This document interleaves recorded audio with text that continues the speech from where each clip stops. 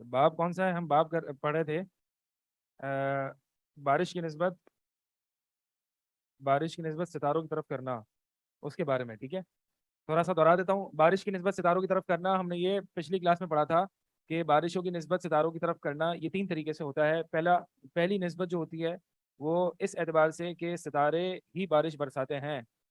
ठीक है, सितारे बजाते खुद बारिश बरसाते हैं, ये शिरक अकबर है। दूसरी निस्बत जो है वो ये थी कि बारिश तो अल्लाह ही बरसाता है लेकिन सितारे सबब बनते हैं। ये मुशरिकीन मक्का का जुर्म था और ये शिरक असगर है। ठीक है, ये कलाम में शिरक है, ये कुफरान। शिरक असगर क्यों है? दो वजूहात पर कि ये आपने ऐसा सबब बना दिया जिसे अल्लाह ताला ने बारिश का सबब नहीं बनाया। दूसरा, कुफरान नेमत की वजह से ये शिरक असगर है।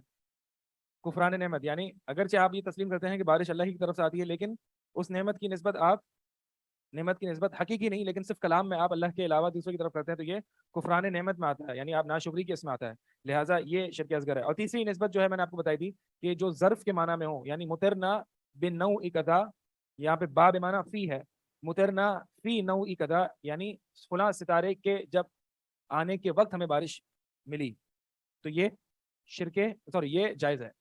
लेकिन ज़्यादा बेहतर यह है कि ये अल्फाज इस्तेमाल ना किया जाए क्योंकि इसमें थोड़ी सी कन्फ्यूजन हो सकती है लोगों को। तो ये तीन चीज़ें हमने पढ़ी थी। अच्छा, इसके बाद जो है वो आ, हम्म, अब नहीं, सितारे सबब है ही नहीं ना। नहीं, जब है ही नहीं सबब बन ही नहीं सकते।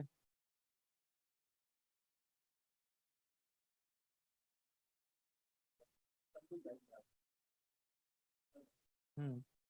अच्छा, हदीस हमने कौन सी पढ़ ली थी? अच्छा, पहली आयत हमने पढ़ी थी वतजालून रिज़्क़कुम अन्नकुम तुकज़्ज़िबून। ठीक है, ये हो गई थी। अगली जो हदीस है नबी सल्लल्लाहु अलैहि वसल्लम से मरवी है, अबू मालिक अल अशअरी रज़ियल्लाहु ताला अन्हु इसके रावी हैं, फरमाते हैं कि नबी सल्लल्लाहु अलैहि वसल्लम ने फरमाया, अरबउ फी उम्मती मिन अमरिल जाहिलिया ला यतरुकूनहुन्ना। चार चीज़ें मेरी उम्मत में जाहिलियत के कामों में से हैं, ये उम्मत इन चार कामों को, इन जाहिली कामों को नहीं छोड़ेगी। ये चार चीज़ें कौन सी हैं? हसब पर फ़ख्र करना, नसब पर तान करना, बारिशों की निस्बत सितारों की तरफ करना और नोहा करना। ये चार चीज़ें अल्लाह के नबी सल्लल्लाहु अलैहि वसल्लम ने फरमाया जाहिलियत में से हैं। अच्छा जी, अब इस चीज़ को समझे कि जाहिलियत में से है, इसका क्या मतलब है। जाहिलियत दो तरह की होती है, एक मुतलक जाहिलियत और एक मुक़य्यद जाहिलियत। मुतलक जाहिलियत वो जाहिलियत है जो नबी सल्लल्लाहु अलैहि वसल्लम की बिअसत से पहले, जिसको हम दौर जाहिलियत कहते हैं। ये जो सहाबा के कलाम में और नबी सल्लल्लाहु अलैहि वसल्लम के कलाम में पाया जाता है कि फिल जाहिलिया कुन्ना नफ़अलु कदा व कदा, कि हम दौरे जाहिलियत में हम फला फला काम किया करते थे। तो ये जाहिलियत मुतलका है, यानी ये वो जाहिलियत है जो नबी अलैहिस्सलाम की बिअसत से पहले। नबी सल्लल्लाहु अलैहि वसल्लम की बिअसत के बाद ये जाहिलियत खत्म हो गई, यानी जाहिलियत मुतलका। अब ये जाहिलियत मुतलका वापस नहीं आएगी। क्यों? इसकी दलील क्या है? इसकी दलील ये है कि नबी सल्लल्लाहु अलैहि वसल्लम ने फरमाया, ला तज़ालु ताइफ़तुम मिन उम्मती ज़ाहिरीन अलल हक़, कि मेरी उम्मत में से एक ग्रोह हमेशा हक पर रहेगा। मेरी उम्मत में से वालेकुम सलाम, मेरी उम्मत में से एक ग्रोह हमेशा हक पर रहेगा, उसको कोई मुखालफत करने वाला उसको नुकसान नहीं पहुंचा सकेगा। तो लिहाजा इस हदीस से मैं ये पता चला कि मुतलक जाहिलियत नहीं आएगी, बल्कि एक ग्रोह हमेशा हक पर कायम रहेगा।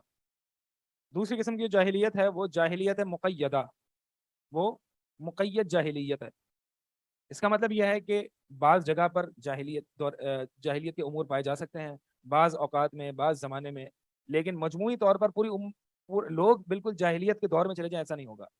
तो जाहिलियत मुक़य्यदा क्या है कि बाज़ जाहिलियत के आसार कुछ लोगों में पाए जाएं, बाज़ जाहिलियत के बाज़ जाहिलियत के आसार फलां जगह पाए जाएं, बाज़ जाहिलियत के आसार कुछ ज़माने में पाए जाएं। तो नबी सल्लल्लाहु अलैहि वसल्लम यहाँ पे जो फरमाया ना कि मेरी उम्मत में ये चार काम जाहिलियत के रहेंगे, तो अब आप बताएं ये कौन सी जाहिलियत के काम है, ये कौन सी जाहिलियत मुराद है यहाँ पे? मुक़य्यद है जी, क्योंकि अब नबी सल्लल्लाहु अलैहि वसल्लम की बिअसत के बाद जाहिलियत मुतलका नहीं आ सकते। तो ये इसका मतलब ये है कि अरबऊ फी उम्मती, चार चीज़ें ऐसी हैं जो कि जाहिलियत के उमूर में से हैं जो मेरी उम्मत में वाक़ होंगी। यानी ऐसा नहीं कि हर हर शख्स इसमें पड़ जाएगा, बल्कि मजमूई एतबार से ये उम्मत जाहिलियत के कामों में पड़ेगी। जमीउल उम्मा और मजमूउल उम्मा में फ़र्क है। मजमूउल उम्मा यानी मजमूई एतबार से اس امت میں یہ جاہلیت کے کام آئیں گے. جمیع الامہ یعنی ہر فرد میں یہ جاہلیت کے کام آ جائیں گے، ایسا نہیں ہے. جمیع الامہ کا مطلب ہے ہر فرد، ہر فرد، امت کا ہر فرد اس میں مبتلا ہو. مجموع الامہ کا معنی ہے مجموعی حیثیت سے ہر فرد میں وہ جاہلیت کے کام نہیں آئیں گے. وعلیکم السلام. ہاں، collectively, as in general sense, as a whole, یعنی میری امت میں یہ 4 کام جنرلی جاہلیت کے رہیں گے، یہ معنی ہے. یا یہ معنی نہیں ہے کہ میری امت کا ہر فرد اس جاہلیت کے کام میں مبتلا ہوگا. ٹھیک ہے، تو جمیع الامہ مراد نہیں ہے بلکہ مجموع الامہ مراد ہے. یہ کچھ عربی کے الفاظ ہیں، میں آپ کو جو ہے وہ جان کے یہ الفاظ دے رہا ہوں تاکہ عربی الفاظ کی آپ کا استطاعت بڑھے اور پتہ چلے. آگے بہت کام آئیں گے یہ الفاظ ہے نا. ہم پڑھتے تھے یہ الفاظ، ہم آگے اتنے آگے تک پہنچاتے تھے، عربی کتابیں پڑھتے تھے، ہمیں یہ الفاظ سمجھ میں نہیں آتے تھے، اور اکثر سلف کی اور عربی کتابوں میں یہ الفاظ ہوتے تھے. ہم یہ کہتے تھے کیا مطلب ہے جمیع اور مجموع.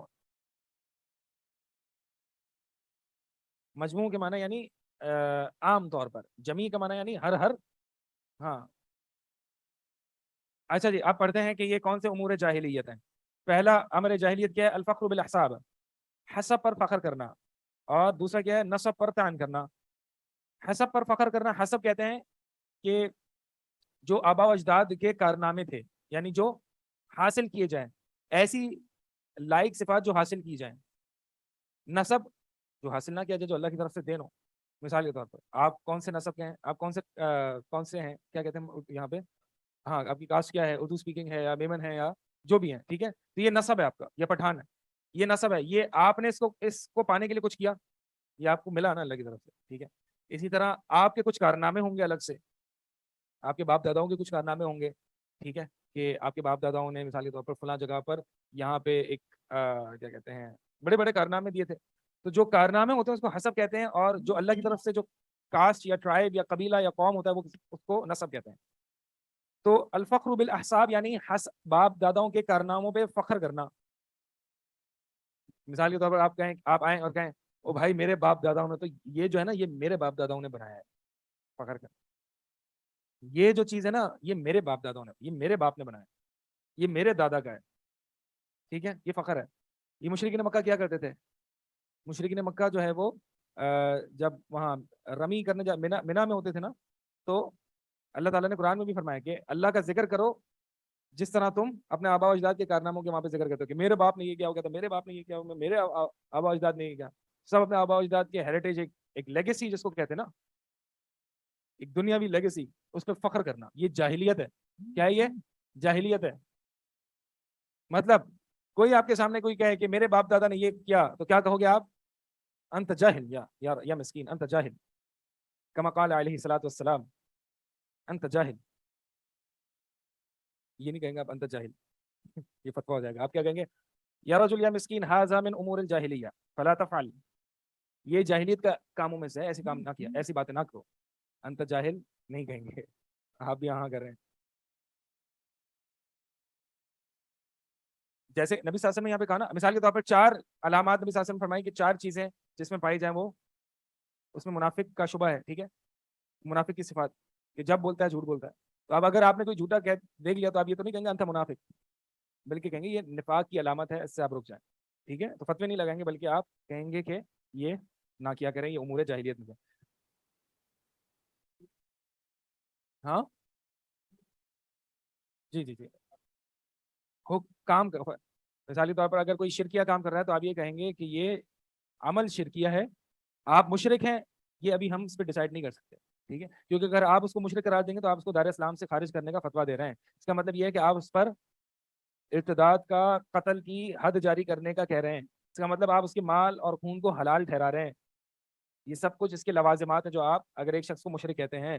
تو لہٰذا ہم اگر کسی شخص کو قبر کے آگے سجدہ کرتے ہوئے دیکھیں تو بھی ہم اس کو مشرک نہیں کہہ سکتے جب تک کہ تکفیر کے ضوابط ہوتے ہیں، تکفیر کے کچھ شرائط ہوتی ہیں، جب وہ پوری ہو جائیں گی تو پھر مشرک کا فتویٰ لگتا ہے. اور اللہ تعالیٰ نے ہم سے یہ اٹھ کے یہ نہیں پوچھنا کہ آپ نے فلاں کو مشرک کیوں نہیں کہا، یہ ضرور پوچھنا ہے کہ آپ نے فلاں کو شرک کیوں نہیں سمجھا، آپ کا عقیدہ ٹھیک نہیں تھا.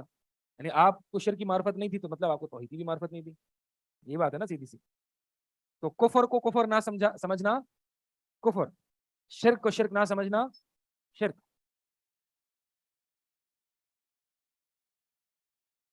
یہ تکفیر مطلق ہوتی ہے اور ایک تکفیر معین ہوتی ہے. ہاں تکفیر معین آپ نہیں کر سکتے. چلے جی. تو دوسرا جو امر جاہلیت وہ کون سا ہے؟ الطعن فی الانساب، نسب پر طعن کرنا. یہ اس کے دو معنی ہو سکتے ہیں. ایک تو یہ کہ فلاں شخص کے نسب پر آپ طعن کریں کہ تمہارا باپ فلاں نہیں ہے.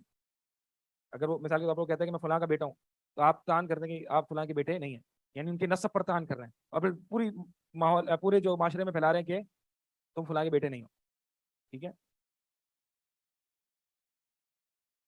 جی. تو یہ نبی صلی اللہ علیہ وسلم نے کیا چھوٹی بات بتائی ہے؟ یہاں پہ بڑی بات ہی ہے نا. امور جاہلیت ہے. امور جاہلیت سے مراد حرام کبیرہ گناہ ہے. تو بھائی یہی تو ہے نا، نبی صلی اللہ علیہ وسلم نے کوئی جائز کام تھوڑی بتا رہے ہیں یہاں پہ، بڑے گناہ کے کام ہی بتا رہے ہیں نا. تان فی الانساب کا دوسرا معنی کیا ہے؟ نسب میں تان کرنے کا دوسرا معنی کیا ہے؟ کہ کسی کی کاسٹ پر عیب جوئی کرنا. پٹھان تو ایسے ہوتے ہیں، وہ میمن تو کنجوس ہوتے ہیں، اور کیا ہے ہمارے یہاں اردو اسپیکنگ کیسے ہوتے ہیں مجھے نہیں پتا بہرحال. لیکن ہم کیا کرتے ہیں؟ ہم یہ تان کرتے ہیں. کتنا فریکوینٹلی کرتے ہیں نا؟ جاہلیت، انت جاہل یا مسکین، لا لیس بجاہل ولکن فیک امور فی الجاہلیہ، تمہارے اندر جاہلیت والے امور ہیں یہ. تو اگر کوئی شخص کہے کہ، تو لہٰذا ہمیں ایسے جوکس بھی نہیں بنانے چاہیے کہ جو نسب پر تان کریں. ٹھیک ہے، جاہلیت ہے جاہلیت. سندھی تو ایسے ہوتے ہیں، پٹھان تو ایسے ہوتے ہیں. ہمارے یہاں جو سب سے زیادہ جس نسب پر تان کیا جاتا ہے وہ پٹھانی ہے. آپ میں سے کوئی پٹھان ہے؟ آپ پٹھان بہت اچھے ہوتے ہیں. نہیں ویسے عموماً جو جوکس بنائے جاتے ہیں اور پتہ نہیں کیا کیا، تو وہ ہمارے معاشرے میں غلط چیز ہے نا، جاہلیت ہے، پتہ ہی نہیں ہے. تو ہاں سردار تو خیر وہ تو انڈیا کے ہے نا. ہاں ایسے نہیں کرنا چاہیے، یہ جاہلیت والے مذاق میں بھی نہیں کرنا چاہیے. مذاق میں کیا جاہلیت برت سکتا ہے انسان؟ کیا جوکس میں جاہلیت کرے گا وہ؟ اچھا تیسرا جو ہے وہ بارشوں کی نسبت نجوم سے کرنا. یہ محل استشہاد ہے، اور اس کے بارے میں ہم نے پڑھ لیا ہے کہ یہ بارشوں کی نسبت جو ہے وہ ستاروں کی طرف کرنا یہ کتنی طرح سے ہوتا ہے. ون نیاحا، اور نیاحا یعنی نوحہ بازی کرنا. کیا مطلب ہے اس کا؟ جو آج کل ہو رہا ہے بالکل ایسا ہی. آج کل جو ہو رہا ہے وہ تو ایکسٹریم فارم ہے. یہ جو آج کل جو شیعہ کرتے ہیں وہ تو ایکسٹریم ہے نا. وہ تو جاہلیہ فوق الجاہلیہ، جاہلیہ و جاہلیہ و شرک، شرک اکبر. ٹھیک ہے، وہ تو ملٹی پلائی پتہ نہیں کتنے ٹائمز ہے، اس میں شرک بھی ہے، اس میں جاہلیت بھی ہے، پتہ نہیں کیا کیا ہے. ہاں ہاں. تو یہ جو آج کل ہو رہا ہے یہ تو نیاحہ کس کو کہتے ہیں؟ نیاحہ کہتے ہیں کہ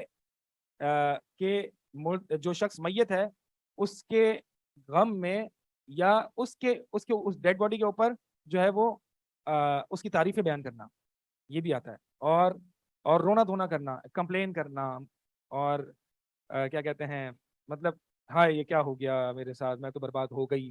عموماً یہ عورتیں کرتی ہیں، اس وجہ سے میں فیمیل ذکر کیا ہے، مرد بھی کرتے ہوں گے، میں نے نہیں دیکھا. ہاں ہاں یہ تو اتنا اچھا تھا، اور یہ تو پتہ نہیں کیا کرتا تھا، اور یہ تعریف اور رونا دھونا، رخسار پیٹنا، یہ جاہلیت کے کاموں میں سے. وقال، اور نبی صلی اللہ علیہ وسلم نے فرمایا النائحہ، نوحہ کرنے والی. کیا نوحہ کرنے والے نہیں ہوتے؟ میں نے وہی بتایا نا کہ آپ کو عموماً جو نوحہ کرتے ہیں وہ کون ہوتے ہیں؟ عورتیں ہیں. تو آج کل جو نوحہ کر رہے ہیں وہ سب عورتیں. سوچنا چاہیے نا ان کو، یہ کیسے مرد ہیں؟ یہ عورتوں کی صفت جاہلیت میں بھی صرف عورتوں کی صفت ہوا کرتی تھی. یہ کیسی جاہلیت ہے کہ یہاں پہ مرد بھی نوحہ کر رہے ہیں؟ ہاں ہم مردانہ نوحہ کر رہے ہیں چھڑیاں لے کے. اللہ المستعان.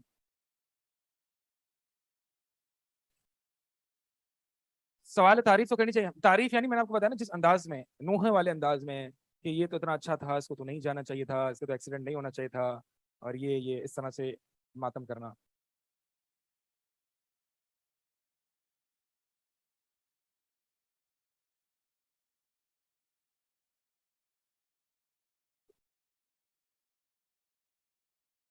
دیکھ اگر وہ ایک نوحہ اس میں آتا ہے کہ رونے دھونے میں آتا ہے تو پھر نوحہ ہے یہ. اچھا نوحہ کرنے والی جو ہوتی ہے، اللہ کے نبی نے فرمایا اذا لم تتب، اگر وہ توبہ نہ کرے اپنی موت سے پہلے، تو اسے قیامت والے دن کھڑا کیا جائے گا اور اس کو ایک قطران کی قمیص پہنائی جائے گی. قطران کی قمیص، قطران کہتے ہیں کہ ہاں یہ اونٹ جو خارش زدہ ہوتا ہے نا، اونٹ پر ایک وہ ڈالا جاتا ہے جس سے خارش پیدا ہوتی ہے، یا ایک کیا اس کو اردو میں کیا لکھا ہے؟ خندق، گندک، گندک. یہ مجھے گندک بھی نہیں پتا کیا ہوتی ہے. ہاں ہاں تو یہ اصل میں اس کی جو عرب علماء تشریح کرتے ہیں یہی کرتے ہیں کہ یہ اونٹ پر وہ کسی وجہ سے ڈالا جاتا تھا خارش کے لیے، تو اس پر اس کو جو ہے وہ اس کی قمیص پہنائی جائے گی، اور اس کو یعنی یہ مراد یہ ہے کہ اس کو اتنی خارش ہوگی کہ خارش کر کر کے گویا کہ وہ قمیص بن جائے گی. یہ بعض اہل علم نے اس کا معنی کیا ہے کہ قمیص پہنانے سے مطلب یہ ہے کہ اس کو اتنی مثال کے طور پر جب انسان خارش کرتا ہے، دیکھیں جس کو خارش کی بیماری ہوتی ہے تو اس کی کھال کیسی ایک موٹی قسم کی ہو جاتی ہے، ٹھیک ہے، تو اس کو اتنی شدید خارش پہنائی جائے گی کہ گویا کہ وہ لباس دیکھے گا دور سے کہ اس نے قمیص پہنی ہے.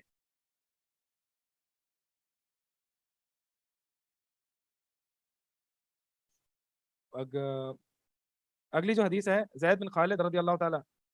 سوال ہے آج کل تو رونے کے لیے عورتیں ہائر کرتے ہیں کچھ لوگ، یہ تو جاہلیت میں نبی صلی اللہ علیہ وسلم کے دور میں ہوتا تھا کہ لڑکیوں کو عورتوں کو ہائر کیا جاتا تھا رونے کے لیے. تو آج بھی ایسا ہوتا ہے یہ مجھے نہیں پتا، میں نے نہیں دیکھا. ہوتا ہے ہائر کیا ان کو رونا کیسا آ جاتا ہے مطلب؟ ہاں نہیں تو اتنے آنسو نکل رہے ہیں رونا کیسے آتا ہے؟ تو وہ تو کچھ نہ کچھ ڈالتے ہیں نا اپنی آنکھوں میں.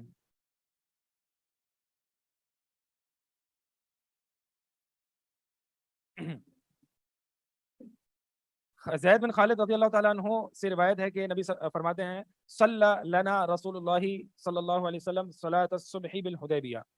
نبی صلی اللہ علیہ وسلم نے صبح کی نماز ہمیں پڑھائی، یعنی امامت کرائی حدیبیہ کے مقام پر. صلی لنا پڑھائی ہمارے لیے، ٹھیک ہے. علی اسر سمائن آسمان کے پیچھے، سما بمانا بارش ہے یہاں پہ، ٹھیک ہے، یعنی بارش کے بعد. کانت من اللیل جو رات میں ہوئی تھی. فلم منصرف اقبل علی الناس جب نبی صلی اللہ علیہ وسلم نماز سے لوٹے تو نبی صلی اللہ علیہ وسلم نے لوگوں کی طرف منہ کیا. نبی صلی اللہ علیہ وسلم کی سنت تھی ہر نماز کے بعد آپ جو ہے وہ لوگوں کی طرف منہ کر کے بیٹھتے تھے. فقال نبی صلی اللہ علیہ وسلم فرمایا کہ هل تدرون ما ذا قال ربکم، کیا تم جانتے ہو کہ تمہارے رب نے کیا کہا؟ اس کا مطلب یہ ہے کہ اللہ تعالیٰ کلام کرتا ہے حقیقتاً. بہت سے لوگ جو ہے اللہ کے کلام کو نہیں مانتے، اس کی نفی کرتے ہیں، جیسے کہ معتزلہ ہیں. وہ کہتے ہیں کہ اللہ تعالیٰ کلام نہیں کرتا. یہ آپ انشاءاللہ عقیدہ واسطیہ میں پڑھیں گے یہ بحثیں اللہ کے اسماء صفات کی بارے. معتزلہ تھرڈ ایئر میں عقیدہ واسطیہ. یہ جو کتاب توحید ہے نا عموماً یہ توحید الوہیت کے بارے میں ہے، ٹھیک ہے، جو توحید ربوبیت بھی ہے ظاہر سی بات، اور جو عقیدہ وہ عقیدہ واسطیہ ہے یہ اسماء صفات کے بارے میں ہے. اور جو عقیدہ تحاویہ ہے جو آپ 5ویں سال میں پڑھیں گے، جو آپ چوتھے اور 5ویں سال میں پڑھیں گے. عقیدت شرح عقیدہ تحاویہ جو ہے وہ مجموعی اعتبار سے عقائد کے ہی بارے میں ہے. اس میں توحید الوہیت بھی ہے، ربوبیت بھی ہے، اسماء صفات بھی ہے، انبیاء علیہ السلام کے بارے میں بھی ہے، ملائکہ کے بارے میں، میزان کے بارے میں، صراط کے بارے میں، عذاب قبر کے بارے میں، صحابہ کے بارے میں. جو ان چیزوں سے متعلق ہمارا عقیدہ ہے ان بارے میں آپ عقیدہ تحاویہ، یہ ہائیسٹ لیول کتاب ہے آپ کی عقیدے کی جو مدارس میں پڑھائی جاتی ہے. شرح عقیدہ تحاویہ جو ہے وہ عقیدہ تحاویہ امام ابو جعفر الطحاوی جو کہ حنفی تھے، یہ حنفی عقیدہ یعنی امام ابو حنیفہ کا عقیدہ ہے شرح عقیدہ تحاویہ میں. اور آپ پڑھیں گے امام ابو حنیفہ کا عقیدہ جو ہے بالکل اے ٹو زی سلفی اور اہل الحدیث کا عقیدہ ہے، ٹھیک ہے. امام ابو حنیفہ کا شرح عقیدہ تحاویہ میں اسی لیے پڑھتے ہیں. ہاں لیکن جو آج ہمارے یہاں جو حنفی پائے جاتے ہیں وہ امام ابو حنیفہ کو عقیدے میں فالو نہیں کرتے. وہ کہتے ہیں کہ ہم عقیدے میں اشعری اور ماتریدی ہیں، سلسلے میں سہروردی اور چشتی ہیں، اور فقہ میں حنفی ہیں. مطلب یہ تو کوئی بوفے لگا ہوا ہے نا کہ یہاں سے یہ لے لیا، وہاں سے یہ لے لیا، یہاں سے یہ لے لیا. تو ایسا تھوڑی ہوتا ہے، بلکہ ہونا کیا چاہیے، عقیدے میں بھی ہم محمدی ہیں، فقہ میں بھی ہم محمدی ہیں، اور عبادت اور روحانیت اور سلسلے میں بھی ہم محمدی ہیں صلی اللہ علیہ وسلم. ہاں تو پہلے پتہ نہیں کہاں سے بات نکلی جی. تو آپ ہاں یہ اللہ کے نبی صلی اللہ علیہ وسلم نے پوچھا کہ تم جانتے ہو کہ تمہارے رب نے کیا کہا؟ اسے ہی پتہ چلا کہ قال ربکم یعنی آپ کا رب حقیقتاً کلام کرتا ہے. آپ نے شاید کچھ تو سنا ہوگا نا کہ معتزلہ جب خلیفہ مامون کے دور میں تھے تو انہوں نے قرآن کو اللہ کا کلام ہونے کا انکار کیا، جس وجہ سے امام اہل سنت امام احمد بن حنبل نے بہت سی تکلیفیں جھیلی. یہ کیا ہو گیا؟ یہ عجیب طریقے سے اسکرین کھل گئی کسی کی، یہ بند کرنا آتی ہے کسی کو؟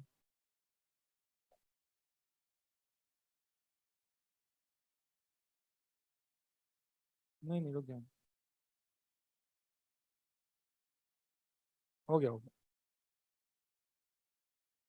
نہیں ہو گیا۔ تو امام احمد بن حنبل نے اس کے لیے بہت تکلیفیں جھیلی، کوڑے کھائے، جیل برداشت کی، ٹھیک ہے۔ تو سے یہ پتہ چلا کہ آپ کا رب کلام کرتا ہے جب چاہتا ہے، جیسے چاہتا ہے، متا شاء کیف شاء۔ قالوا اللہ و رسول عالم، تو صحابہ نے کہا کہ اللہ اور اس کے رسول زیادہ بہتر جانتے ہیں۔ اچھا، آواز صحیح ہو گئی ہے؟ اسٹوڈنٹس کچھ بتا دیں، آواز تھوڑی سی بہتر ہوئی ہے یا ویسی ہی ہے؟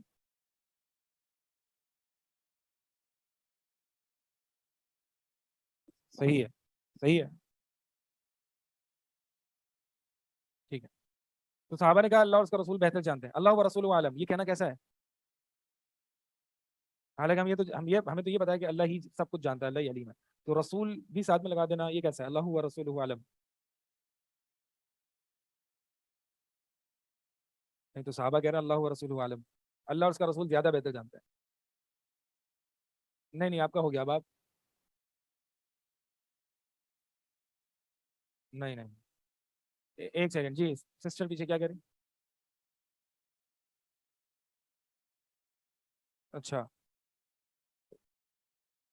اب نہیں کہہ سکتے؟ نہیں کہہ سکتے اب؟ بھائی بات دو، اس میں تفصیل ہے، تفصیل، ہاں، ہر چیز میں آپ کو پتا ہے ہم تفصیل سے چلتے ہیں، ہم، ہاں، اس میں تفصیل ہے، اور وہ یہ ہے کہ اگر تو امور کونیہ ہیں تو اس میں صرف اللہ عالم وحدہ، بارش کب ہوگی اللہ عالم، اولاد کب ہوگی، شادی کب ہوگی اللہ عالم۔ اگر امور شریعہ ہیں تو پھر ہم اللہ و رسول عالم دونوں کہہ سکتے ہیں، کیونکہ امور شریعہ اللہ نے اپنے رسول کو بتایا، تو اللہ اور اس کے رسول دونوں بہتر جانتے ہیں۔ آج بھی ہم کہہ سکتے ہیں، مثال کے طور پر آپ سے کوئی پوچھے کہ کوئی بھی شرعی مسئلہ پوچھے، آپ کہیں اللہ و رسول عالم، کہہ سکتے ہیں، مسئلہ نہیں ہے، لیکن اللہ عالم کہتے ہیں، یہ بھی مسئلہ نہیں ہے۔ اگر آپ کو لگتا ہے کہ لوگ کیا سے کیا سمجھ لیں گے تو پھر کوئی مسئلہ، پھر آپ اللہ عالم کہتے ہیں، لیکن کوئی بات نہیں ہے اس میں۔ ہاں جی، ایسے ہی ہے، یہی بالکل۔ تو صحابہ نے کہا کہ ہمیں نہیں پتا کیا کہا اللہ نے آج، اور اللہ اس کے رسول بہتر جانتے ہیں۔ قال، نبی صلی اللہ علیہ وسلم نے فرمایا کہ اصبح من عبادی مؤمن بی و کافر، کہ میرے بندوں میں سے کچھ ہو گئے مومن اور میرے سے، یعنی کچھ مجھ پر ایمان لے آئے اور کچھ کافر ہو گئے۔ بس جس نے یہ کہا کہ مطرنا بفضل اللہ ورحمتہ، یعنی جب بارش ہو تو کیا کہنا چاہیے؟ ٹھیک ہے، تو اگر جس نے یہ کہا کہ ہمیں اللہ کے فضل اور اس کی رحمت سے بارش عطا کی گئی، فذلک مؤمن بی، تو پھر یہ مجھ پر ایمان لانے والا ہے، اور کافر بالکواکب، اور ستاروں سے کفر کرنے والا ہے۔ اور جس نے یہ کہا کہ مترنا بنوں کی کدا و کدا، اور جس نے یہ کہا کہ مجھے فلاں، ہمیں بارش دی گئی فلاں اور فلاں ستارے کی وجہ سے، فذلک کافر بی مؤمن بالکواکب، تو وہ کافر ہے مجھ پر، یعنی اللہ پر، یہ حدیث قدسی ہے، مؤمن بالکواکب، اور ستاروں پر ایمان رکھنے والا۔ پہلا سوال اس میں یہ ہے کہ یہاں پر اللہ کے نبی صلی اللہ علیہ وسلم کی اس حدیث میں کافر سے مراد کفر اکبر ہے یا کفر اصغر؟ یعنی نبی صلی اللہ علیہ وسلم نے فرمایا کہ جس نے کہا کہ مترنا بنوع کذا، تو یہ اللہ کے ساتھ کفر کرتا ہے، یہ کفر اکبر ہے یا اصغر؟ کیوں؟ اللہ کے نبی صلی اللہ علیہ وسلم نے فرمایا وہ کافر ہو گئے، اس لیے وہ کفر اکبر ہے؟ ہاں، نہیں، بہت سی چیزوں کو قرآن و حدیث میں شرک کہا گیا ہے، ضروری تو نہیں شرک اکبر ہو، شرک اصغر بھی ہوتا ہے۔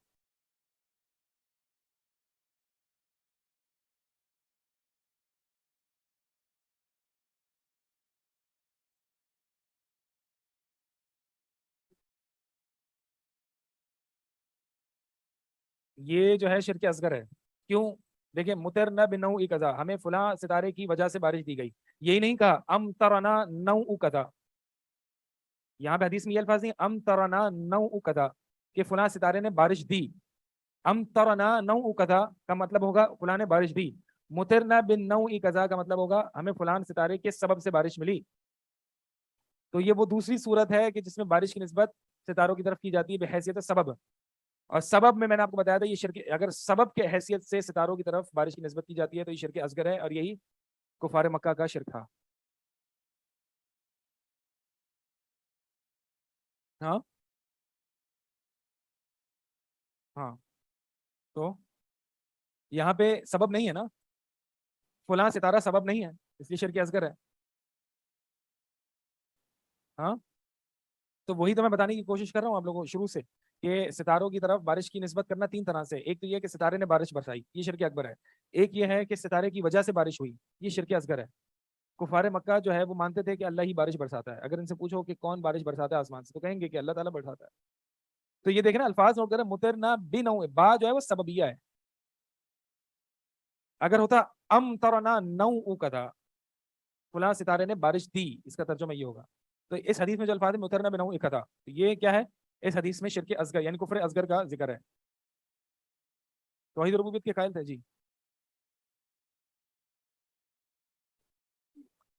یہ جو آپ بات کر رہے ہیں نا کہ نعمت کی نسبت اللہ کی طرف نہیں کی، سلمان، نعمت کی نسبت اللہ کی طرف نہیں کی، تو نعمت کی نسبت اللہ کی طرف نہیں کرنا صرف زبان سے، یہ شرک اصغر ہے. ہم نے پچھلی کلاس میں پڑھا تھا. نعمت کی نسبت دل سے بھی نہیں کرنا، یہ شرک اکبر ہے. ماننا ہی نہیں کہ، یعنی یہ عقیدہ رکھنا کہ نعمت فلاں سے ہی ملی ہے مجھے، شرک اکبر ہے. کیا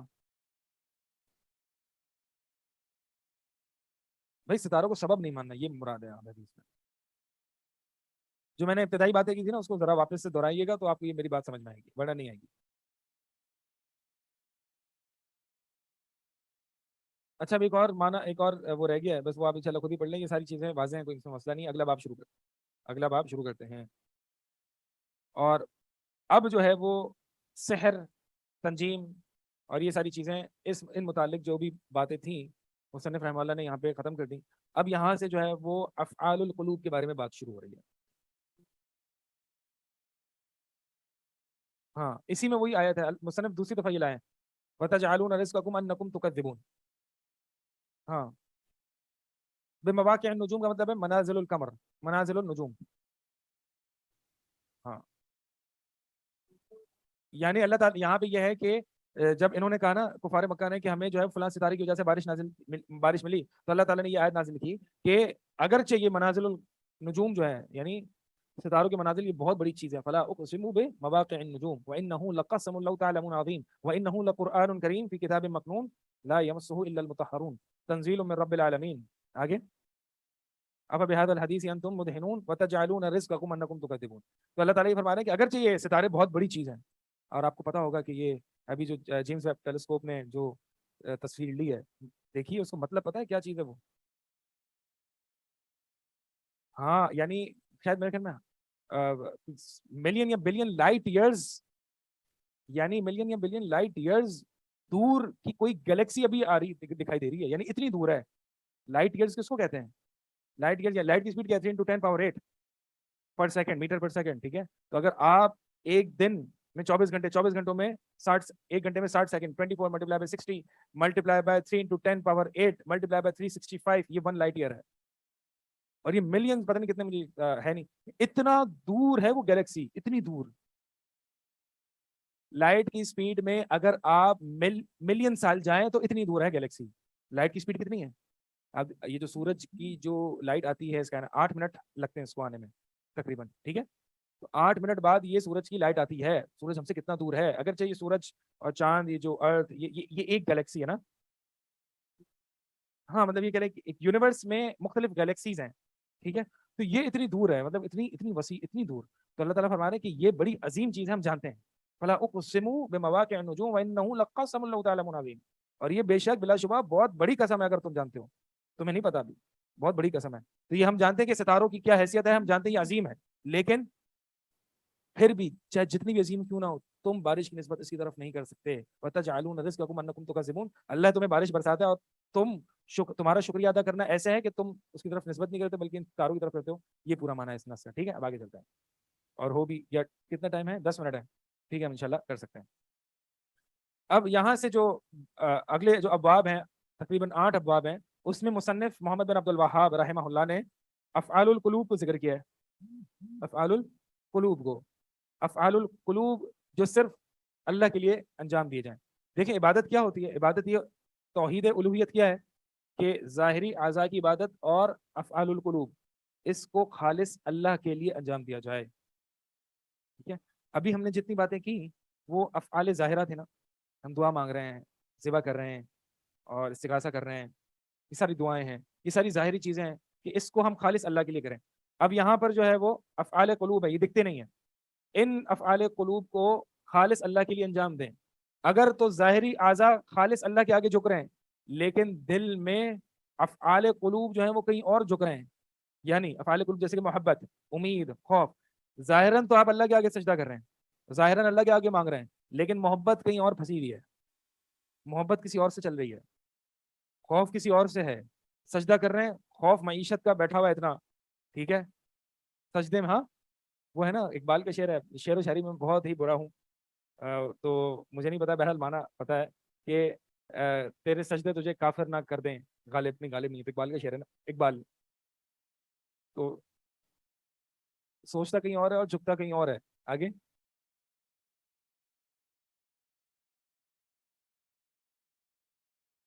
ہاں تو مطلب یہ وہی ہے, بہرحال تو سوچتا کہیں اور ہے اور جھکتا کہیں اور ہے. اگر شعر کسی کو ہو یاد تو پتا نہیں, مشہور شعر ہے, میں تو سوچ رہا تھا لوگوں کو یاد ہوگا. ایسے شعر و شاعری مجھے کبھی سمجھ بھی نہیں آئی, ٹھیک ہے, شعر و شاعری کا ایک تو شوق بھی نہیں, اور پھر کہیں بھی شعر آتا ہے تو میں کہتا ہوں یار یہ کیا, آگے تو سمجھ نہیں آنا, آگے چل. ہاں, اور پلس میں نے جو اپنی 9 10 او لیولس میں اردو پڑھی ہے نا, تو او لیولس کی اردو تو اتنی فارغ ہوتی ہے کہ وہ چھوٹا سا, وہ میرے خیال میں او لیولس کی اردو میں تو شعر و شاعری, آپ او لیولس کرو نا, شعر و شاعری تو ہے ہی نہیں نا او لیولس کی اردو. ہاں, اب یہ سلیبس بھی آگے, مجھے نہیں پتا کون سا ہے یہ سلیبس بھی, پہلے نہیں ہوتا تھا. اچھا, میں اتنا بھی پرانا ہی نہیں ہوں, اگر سے تھوڑے سے وائٹ بال آ گئے, لیکن مجھے ایک ہی پیپر ہوتا تھا میرے ٹائم پہ اردو کا, ٹھیک ہے, تو اس میں کوئی شعر و شاعری نہیں, اس میں جو ہے وہ ایک کمپریہنشن ہوتا تھا, ایک کمپوزیشن ہوتا تھا, اور اپنی سلیس اردو میں آپ لکھتے تھے.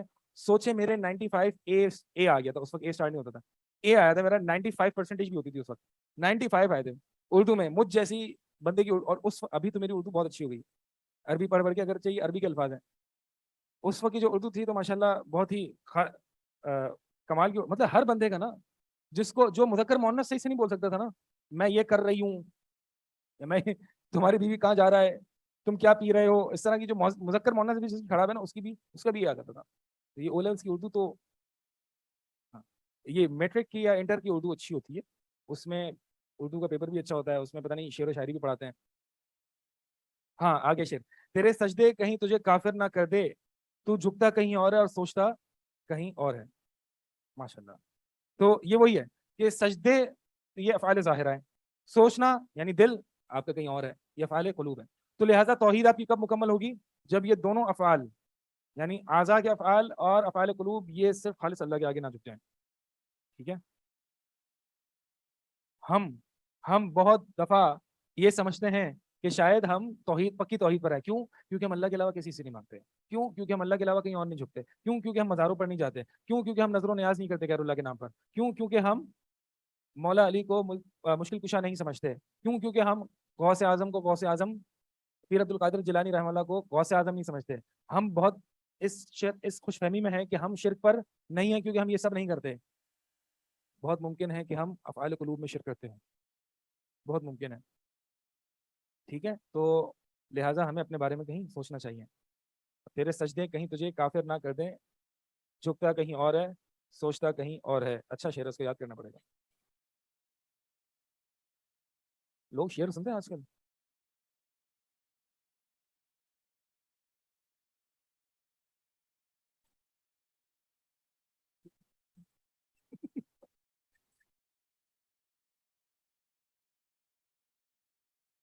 تو پہلا جو باب ہے نا, وہ سب سے اہم فعل قلب کے بارے میں ہے, اور وہ ہے محبت, اللہ سے محبت. اس کے بارے میں تھوڑی سی تفصیل ہے, تو اس کو ہم اگلی کلاس میں انشاءاللہ ذکر کریں گے. افعال قلوب کا تھوڑا سا انٹروڈکشن تھا جو کہ بہت ضروری ہے, اور ہم اس کو جو خاص طور پر توحید پر ہیں, ٹھیک ہے, اور توحید پر آج کے زمانے میں سب سے زیادہ جن کی توحید پختہ ہے وہ کون ہے, اہل حدیث ہیں. ٹھیک ہے, الحمدللہ. لیکن ہمیں اس بات پر غور کرنا چاہیے جو میں نے آپ کو بتائی, کہ افعال قلوب میں بہت سے اہل حدیث بھی مارے جاتے ہیں. یہ باطنی افعال ہیں, تو لہٰذا ہمیں اس پر غور کرنا چاہیے. کوئی سوال ہے تو کر لیں, 1 2 منٹ ہے جب تک میں چائے پی رہا ہوں. جی, مائک مائک مائک مائک لے لیں.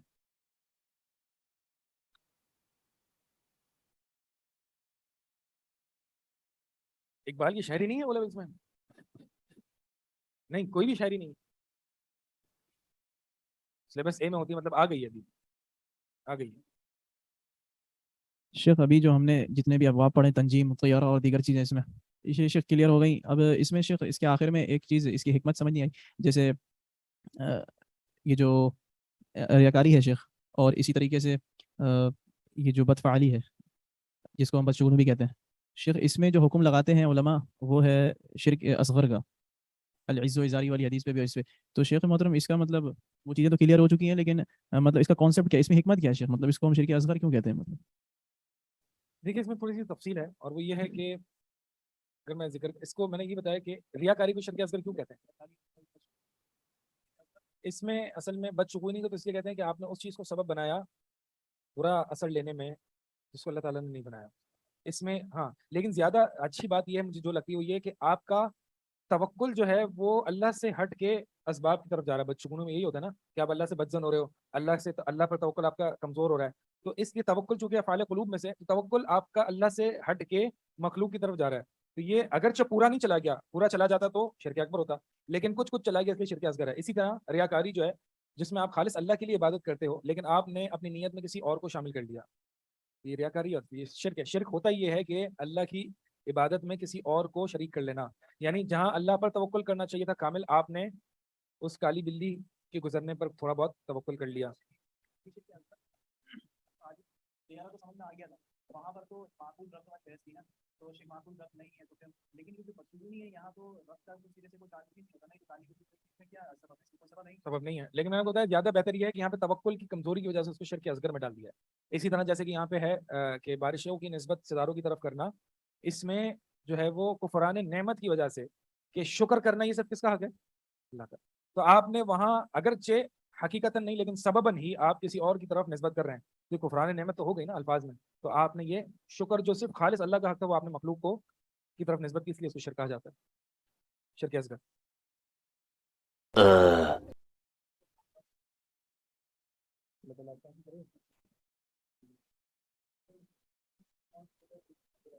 ہاں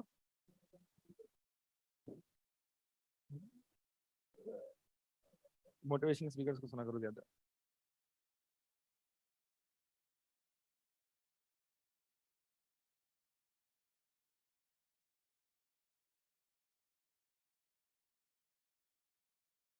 وعلیکم السلام ورحمۃ اللہ وبرکاتہ.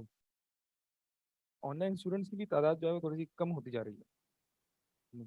ویسے آن لائن اسٹوڈنٹس کتنے ہوتے ہیں؟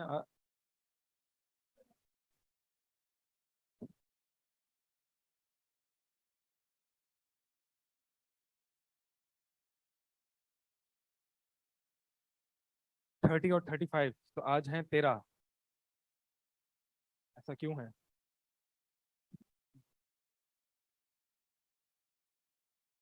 استقامت کا درس فاستقم کما امرتا.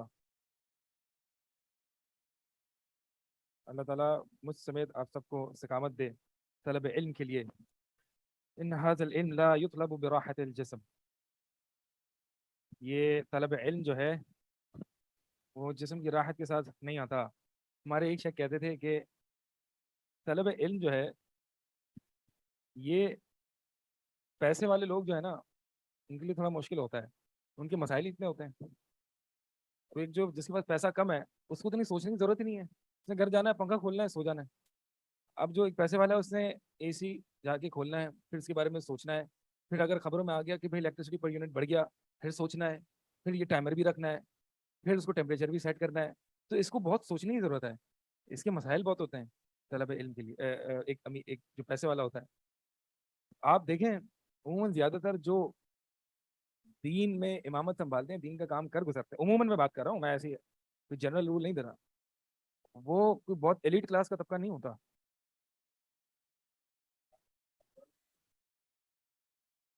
قال ہاں ما اتبعك الا ما نراك اتبعك الا هم اراذلنا بادي الرأي. یہ ہم نے پڑھا بھی تھا پچھلے سال، سورہ ہود میں پڑھا تھا کہ آپ کے جو ہے متبعین. اسی طرح ابو سفیان رضی اللہ تعالیٰ عنہ سے جب ہرقل نے پوچھا کہ اللہ کے نبی صلی اللہ علیہ وسلم کے متبعین کون ہیں، اضعفاؤہم، کیا کمزور لوگ ہیں، او اشرافہم، یا ایلیٹ کلاس ہے، قبل ضعفاہم، بلکہ کمزور لوگ ہیں. تو تھے امیر لوگ بھی تھے، عبد الرحمن بن عوف، عثمان رضی اللہ تعالیٰ عنہ، ابو بکر بھی. ابو بکر تو پیسے والے تھے اور فوراً خرچ کر دیتے تھے، تو ایک وہ الگ ہی قسم کیٹیگری کے لوگ ہوا کرتے تھے. اللہ کے نبی صلی اللہ علیہ وسلم فرمانا کہ امیر آدمی جو ہے وہ دیر سے جنت میں جائے گا, اس کو حساب کتاب بھی دینے میں ٹائم لگے گا, اس لیے دیر سے جائے گا. تو غریب آدمی کے مسائل نہ دنیا میں اتنے ہیں نہ آخرت میں ہے. ہاں, یہ ایک میں آپ کو بات بتاؤں, آپ کو کیا لگتا ہے کہ امیر آدمی جس کے پاس پیسہ ہے, ابن القیم رحمہ اللہ اور دیگر اسلاف فرماتے ہیں کہ شکر کا امتحان زیادہ سخت ہے اور اس میں اکثر لوگ فیل ہوتے ہیں بنسبت فقر کا امتحان. صبر کا امتحان, ظاہر سی بات ہے صبر فقر پہ کیا جاتا ہے اور شکر غنا پہ کیا جاتا ہے. انسان شکر میں اکثر لوگ فیل ہوتے ہیں. جس کے پاس پیسہ ہوتا ہے اس کا امتحان زیادہ ہوتا ہے, اگرچہ وہ یہ سمجھ نہیں رہا ہوتا کہ میں امتحان میں ہوں, اس کا امتحان زیادہ بڑا ہوتا ہے. ایک جو کمزور ہے اس کو تو پتا ہے نا کہ میں میرے پاس کچھ ہے ہی نہیں, میں نے کیا کرنا ہے, میں نے آنا ہی بھائی میں اللہ کے سامنے جھک جاؤں. مطلب اسی لیے نا کہ ایک اللہ تعالیٰ اس کی طرف نظر رحمت کر کے بھی نہیں دیکھے گا. ان تین لوگوں میں سے ایک وہ ہے جو فقیر متکبر ہے. اب اس فقیر کے پاس کچھ ہے نہیں تکبر کرنے کے لیے, وہ تکبر کر رہا ہے. تو چاہیے تو یعنی فقیر کے لیے تکبر نہ کرنا اولا تھا بنسبت امیر آدمی کے. تبھی تو اس کو یعنی ایک فقیر متکبر ہے اور ایک امیر متکبر ہے, کون سے زیادہ بڑا گنہگار ہے؟ فقیر متکبر. تو بات سمجھا یہی رہا ہوں کہ امیر لوگ جو ہوتے ہیں اللہ تعالیٰ محفوظ فرمائے. ہم تو یہ دعا کرتے ہیں ربنا آتنا فی الدنیا حسنہ, ہم کمزور ایمان والے ہیں نا. ربنا آتنا فی الدنیا حسنہ, اللہ میں دنیا میں بھی حسنہ دے اور آخرت میں بھی حسنہ دے. آن لائن اسٹوڈنٹس کو آواز کم آ رہی ہے, کوئی ایک دو اسٹوڈنٹس مجھے کنفرم کر دیں.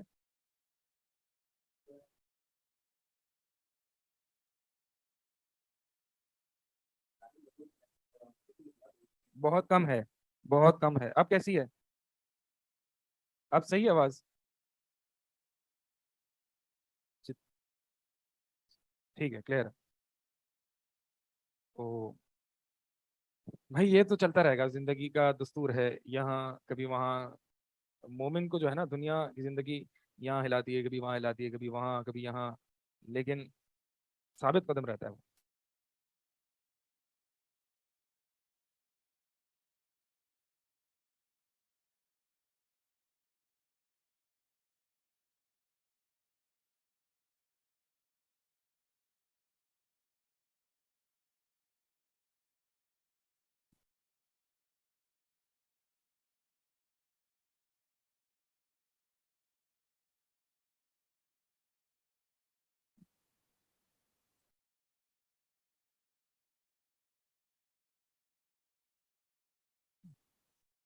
یہ ایئر ٹو میں آواز کا کیا مسئلہ چل رہا ہے اگر آپ دیکھنا تو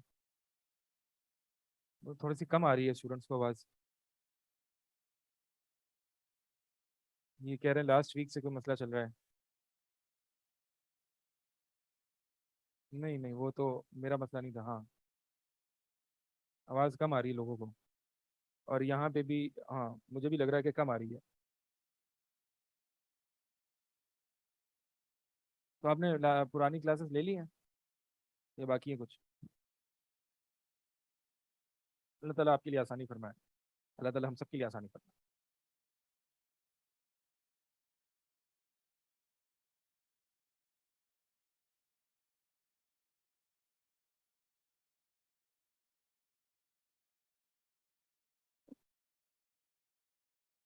آئے آپ کی کلاس والے بقرہ عید اور بارشوں کے بعد ایسا لگ رہا ہے یہ بھی آپ کی کلاس.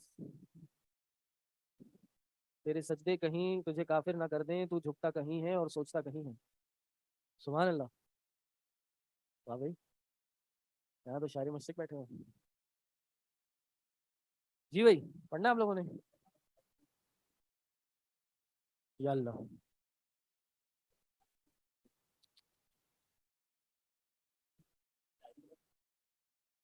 تو ضروری تھوڑی ہے شراب پی کے کریں.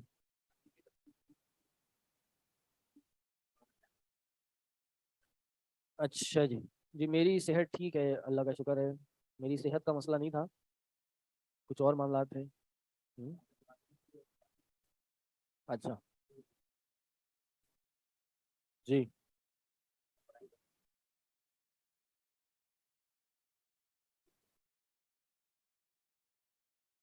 ہمیں نہیں یہ پڑھنے کا اتفاق ہوا. ہم نے شیکسپیئر پڑھا ہے, اشعار بھی پڑھے ہم نے کچھ نہ کچھ. یاد نہیں, ہم بڑے نالائق اسٹوڈنٹ تھے اپنی اسکول کے زمانے میں. پڑھنا ہے آپ لوگوں نے؟ کہاں سے پڑھنا ہے؟ وعلیکم السلام.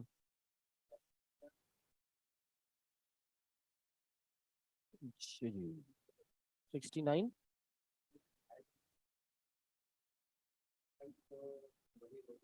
ہاں جی 70 تک ہو گیا میری انفارمیشن کے مطابق. 71 سے ہم نے پڑھنا ہے.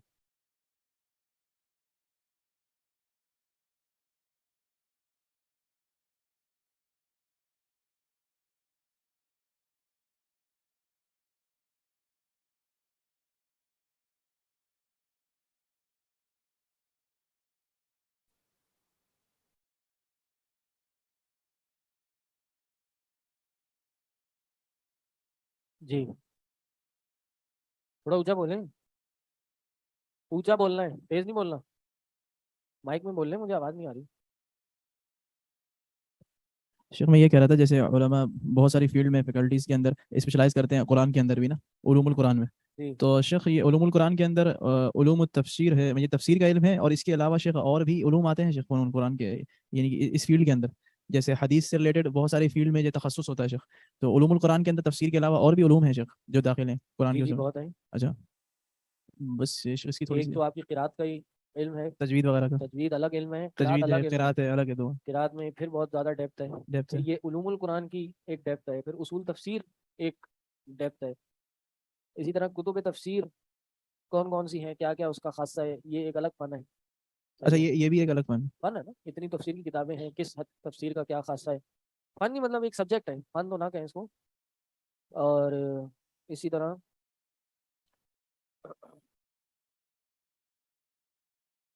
جی جی الحمدللہ. جی خیر مبارک. جی جی کل آپ لوگ کی مٹھائی کا انتظام ہے انشاءاللہ. ہاں نیٹ ورک، ہاں نہیں وہ آپ کا تھوڑا کمزور ہے، ورنہ یہاں مردوں میں بڑا اسٹرانگ ہے نیٹ ورک. مجھے کل ہی مبارک بادیں مل گئی، میں نے کہا یار یہ ان کو کہاں سے پتا چلے ہیں. ہاں میری یہاں بیٹی ہوئی ہے الحمدللہ. جی الحمدللہ. ابھی تک تو نہیں رکھا، بہرحال بہت ممکن ہے کہ امایا نام رکھا جائے. امایا سنا آپ لوگوں نے؟ نہیں سنا نا؟ ہمارا مشن پورا ہو گیا. جی جی اماما ہے سامنے، یہ امایا اماما نہیں، یہ امایا ہے. امایا وہ ہماری جو بڑی بیٹی ہیں، پتہ نہیں کہاں سے. ہماری بیٹی نے کسی کارٹون میں سنا تھا امایا. ہوں مانا اچھا ہی ہے. اس کا مانا ہے، میسج آیا تھا میرے پاس، پڑھا نہیں میں نے. اور آخری میسج یہ ہے کہ امایا فائنل ہے نام. اس کا مانا سوری ادھر نہیں ہے، ادھر ہے close to God, heavenly valley. مانے اچھی ہیں. یہی میں میں یہی آپ کو بتانا چاہ رہا تھا. ہاں قرآن میں کہاں پہ؟ اچھا عین سے امایا.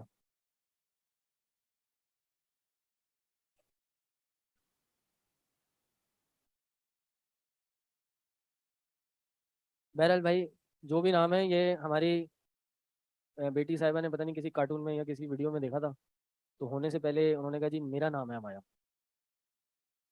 بیٹی ہونے سے پہلے وہ کہہ رہی تھی بھائی میرا نام ہے آج سے امایا. اچھا بھائی، تو جب یہ ہو گئی تو انہوں نے کہا اب سے اس کا نام ہے. میں نے چینج کر لیا واپس، زرش. یہ بھی نہیں سنا نا آپ نے؟ ہمارا ٹارگیٹ پورا ہو گیا.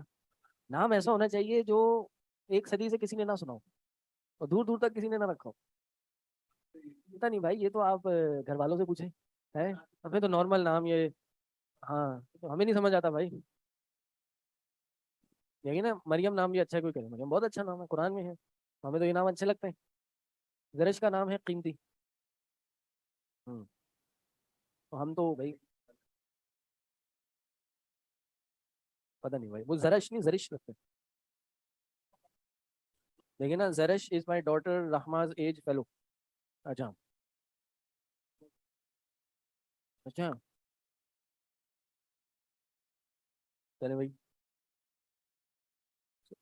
آپ فائدہ اٹھایا کریں ایسے. سلطان بھائی کو آپ ایسے آپ نے چھوڑ دیا. آپ کے تو ابھی داڑھی کے بال سفید ہونا شروع ہوئے. جتنا آپ کی داڑھی میں سفید بال ہے نا, اس سے بہت کم ان کی داڑھی میں کالے بال ہیں بھی یا نہیں, اندر اندر ہیں چھپے میں. فائدہ اٹھائیں.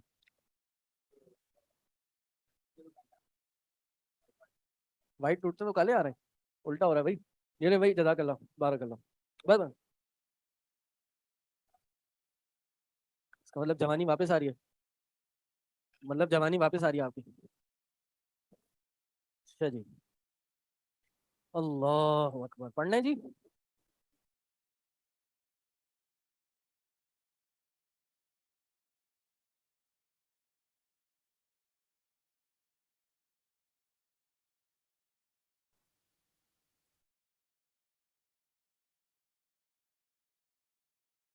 یہ کہہ رہے ہیں میں نے I never met a person with my name, یہ رکھ لیں کافی یونیک ہے. دریہ, دریہ کا معنی کیا ہے؟ ہاں ہاں, دری یوں ہی, یوں کا دوں. اچھا اچھا اچھا, پرل, نائس. دیکھیے نام رکھنا ہمارے ہاتھ میں تو ہے نہیں ابھی, تو ابھی تو بک ہو گیا. نہیں میں نے کیا سوچا تھا, میں نے اس پہ سوچنے کی کوشش نہیں کی کیونکہ میرے سوچنے کا کوئی فائدہ ہے نہیں. تو پہلے سے ہی آپشن آ گئے تھے تو میں نے اس میں سے کچھ سلیکشن کر لی. مطلب وہ پھر وہ بھی وائڈ ہو گئی. ہاں, گاڈ, کلوز ٹو گاڈ, خدا کے قریب. ہاں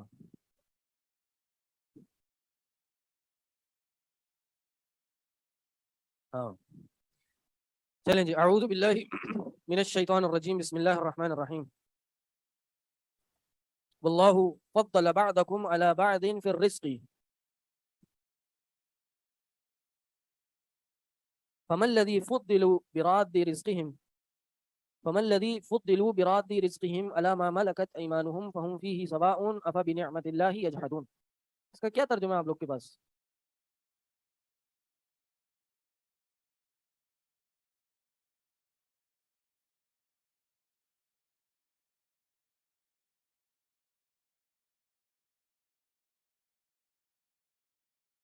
جی ہاں, اللہ نے بعض کو بعض پہ فوقیت بخشی ہے. فضل اللہ بعضکم علی بعض فی الرزق, رزق کے معاملے میں.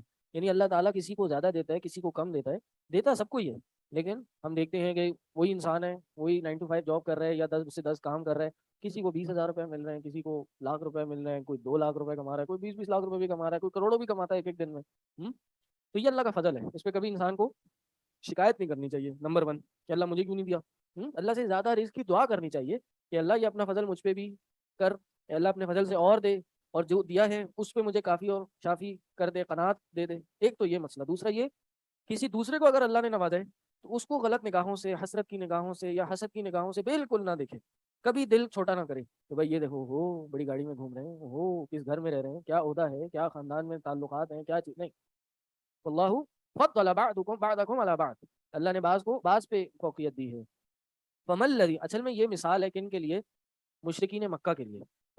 یہ جو اب آگے آ رہی ہے, فمن الذی فضلوا براد رزقہم, پس ان لوگوں کو فضلوا جن کو فضیلت دی گئی ہے, براد رزقہم, کیا ترجمہ ہے اس کا؟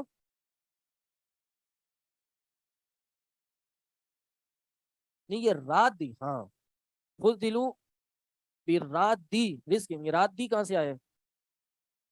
جی یہ رات دی کیا صیغہ ہے, کیا لفظ ہے یہ؟ ردہ سے ہے, مطلب ہاں, فَمَا الَّذِينَ فُضِّلُوا بِرَادِّ رِزْقِهِمْ عَلَى مَا مَلَكَتْ أَيْمَانُهُمْ فَهُمْ فِيهِ سَوَاءٌ. جی کیا ترجمہ سمجھ آ رہا ہے؟ تھوڑا مشکل ہے اس کا ترجمہ اگر لغوی اعتبار سے کریں. ہاں ہاں, رد سے ہے کہ فَمَا الَّذِينَ فُضِّلُوا, پس وہ لوگ جن کو فضیلت دی گئی ہے, فُضِّلُوا بِرَادِّ رِزْقِهِمْ, کہ وہ اپنے غلاموں پر خرچ کرتے ہیں یا لوٹاتے ہیں. فَهُمْ فِيهِ سَوَاءٌ. جی کیا ترجمہ بن رہا ہے؟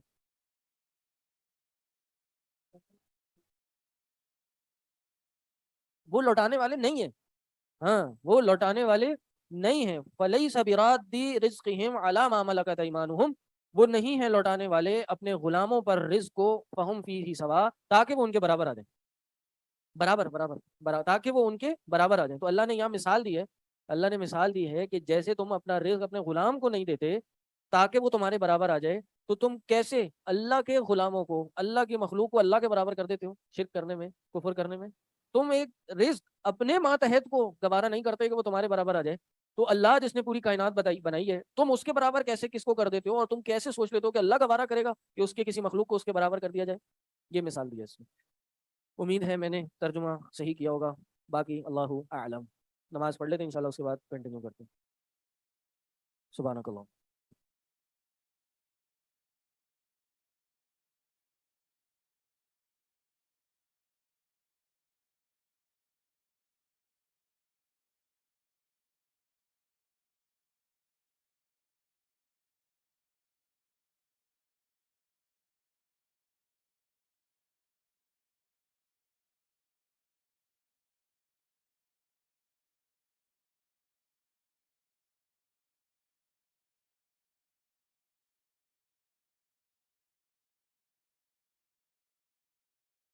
اعوذ باللہ من الشیطان الرجیم, بسم اللہ الرحمن الرحیم. واللہ فضل بعضکم علی بعض,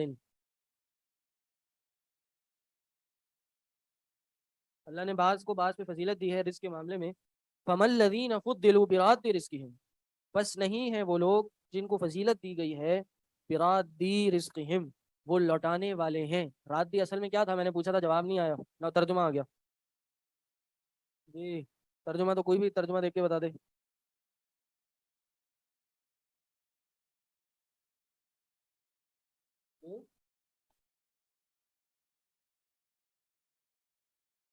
جی مسٹر سلمان صاحب, کیا فرمانا ہے آپ کا؟ کوئی ہے عقل مند تو جواب دے, یہ رات کیا ہے, رات دی. ہاں جی خواتین,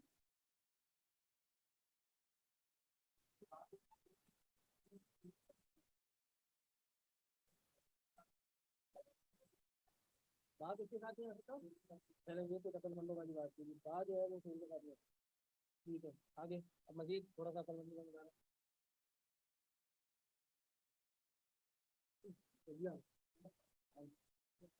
آواز آ گئی ویڈیو بات. جی ہاں جی, رات دی کیا ہے, فاعل ہے. فاعل ہے تو مطلب کیا ہے, یہ اصل میں کیا تھا, یا ہے کیا؟ اصل میں یہ تھا رات دینا, رات دن, رات دانی, رات دونا, اور رات دینا. جی یا مذکر سالم ہے, یا مذکر سالم, اور آگے یہ مضاف مضاف الیہ ہو رہا ہے, تو مضاف مضاف الیہ ہونے کی وجہ سے نون اعرابی گر گیا. رات دی رزقہم, رزق کو لوٹانے والے, مضاف مضاف الیہ, تو مضاف مضاف الیہ ہونے کی وجہ سے گر جاتا ہے. نون اعرابی مضاف بنتا ہے تو نون اعرابی گر جاتا ہے. نیا نہیں آیا یہ, ہاں یہ آیا بہت پرانا ہے. ہاں جی ہاں, ادھر کافی جگہ قرآن میں آپ نے پڑھا ہوگا مسلمو, ہاں مسلمو کیا ہے بھائی, اصل میں مسلمون تھا, تو وہ آگے نون اعرابی گر گیا. صحیح, تو وہ نہیں ہے اپنے رزق کو لوٹانے والے, علی ما ملکت ایمانہم, اپنے غلاموں پر, اس حال میں کہ فہم فی سی سواء, یہ کہ وہ ان کے برابر ہو جائیں. افبنعمت اللہ یجحدون, کیا وہ اللہ کی نعمتوں کا انکار کرتے ہیں. اس کا جو کیا معنی تھا وہ میں نے آپ کو بتا دیا. واللہ جعل لکم من انفسکم ازواجا, اور وہ اللہ ہے جس نے بنایا آپ میں سے ہی آپ کی بیویاں بنائیں, اور وجعل لکم من ازواجکم بنینا, اور بنائے آپ کے لیے آپ کی بیویوں میں سے بنین, بیٹے بنائیں. کیا بنائیں, بیٹے بنائیں. وحفدہ, حفدہ بنائیں, حفدہ کیا ہے, پوتے بنائے. ورزقکم من الطیبات, اور تمہیں پاک چیزوں میں سے رزق دیا. افبالباطل یؤمنون, کیا تم باطل پہ ایمان لاتے ہو. وبنعمت اللہ یکفرون, اور اللہ کی نعمتوں کا انکار کرتے ہو. یعنی یہ تمام نعمتیں اللہ نے تمہیں دی, اور دیکھتے کیا ہیں, تم اللہ کو چھوڑ کر باطل پہ ایمان لاتے ہو اور اللہ کی نعمتوں کا انکار کر دیتے ہو. جب اللہ نے سب کچھ دیا ہے تو تمہیں ایمان بھی اللہ پہ لانا چاہیے. وَيَعْبُدُونَ مِن دُونِ اللَّهِ مَا لَا يَمْلِكُ لَهُمْ رِزْقًا مِنَ السَّمَاوَاتِ وَالْأَرْضِ شَيْئًا وَلَا يَسْتَطِيعُونَ. اور وہ عبادت کرتے ہیں من دون اللہ, اللہ کے علاوہ, اس کی ما لا یملک لہم رزقا, جو ان کے لیے کوئی بھی رزق کا مالک نہیں ہے. من السماوات والارض, نہ آسمان سے نہ زمین سے. عبادت اس کی کرتے ہیں جو آسمان و زمین سے کوئی بھی رزق دینے کا مالک ہے ہی نہیں. شیء, کسی بھی شے میں. شیء یہاں کیا ہے, عموم پہ دلالت ہے. نکرہ فی سیاق النفی آئے تو یہ عموم پہ دلالت ہوتی ہے. کیا مطلب؟ سر تو ہلا دیا سب نے, مانا کیا ہوا؟ کہاں ہے نفی؟ ہاں, لا یملکو شیء, نفی نکرہ فی سیاق النفی. نکرہ آیا ہے جو کس کے سیاق میں ہے؟ نفی کے سیاق میں ہے, تو تفید العموم, یہ عموم کا فائدہ دیتا ہے. کس کا؟ عموم کا. عموم کیا ہوتا ہے سلطان صاحب؟ عموم کا فائدہ دیتا ہے مطلب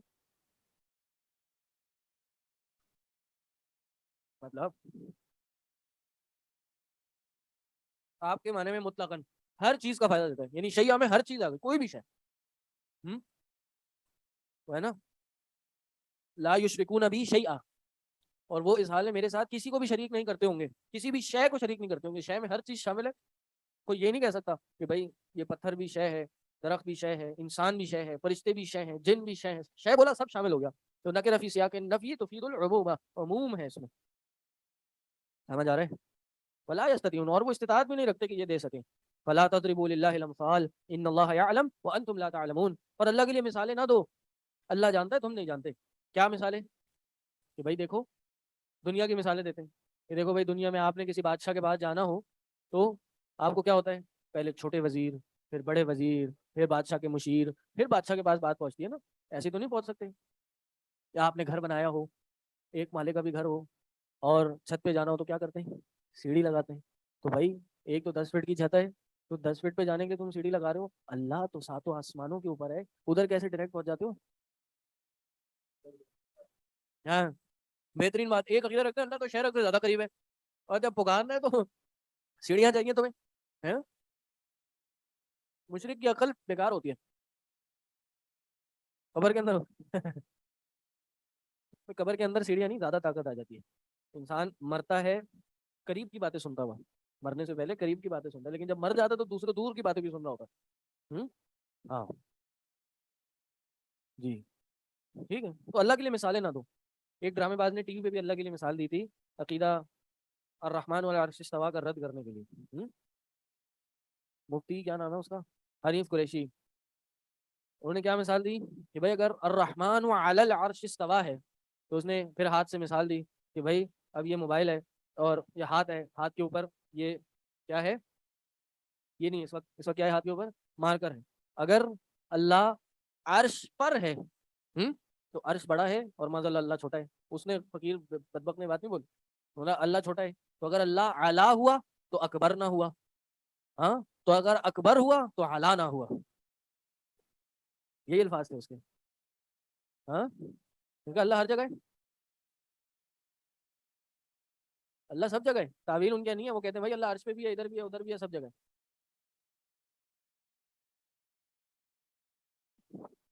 جی جی. ان اللہ یعلم وانتم لا تعلمون. ضرب اللہ مثلا عبدا مملوکا, ایک اور اللہ نے مثال دی ایک ایسے بندے کی, عبدن مملوکن, عبدن مراد ایک غلام کی جو مملوک ہو, کل لا یقدر علی شیء, ایسے ہو جیسے وہ کسی چیز پہ قدرت نہ رکھتا ہو. لا یقدر علی شیء, کسی چیز کی قدرت نہ رکھتا ہو. کا ان لا ہے, یہ مثال کے لیے ہے, تشبیہ کے لیے کاف, ان یہ کہ لا نہیں. کا اللہ یقدر,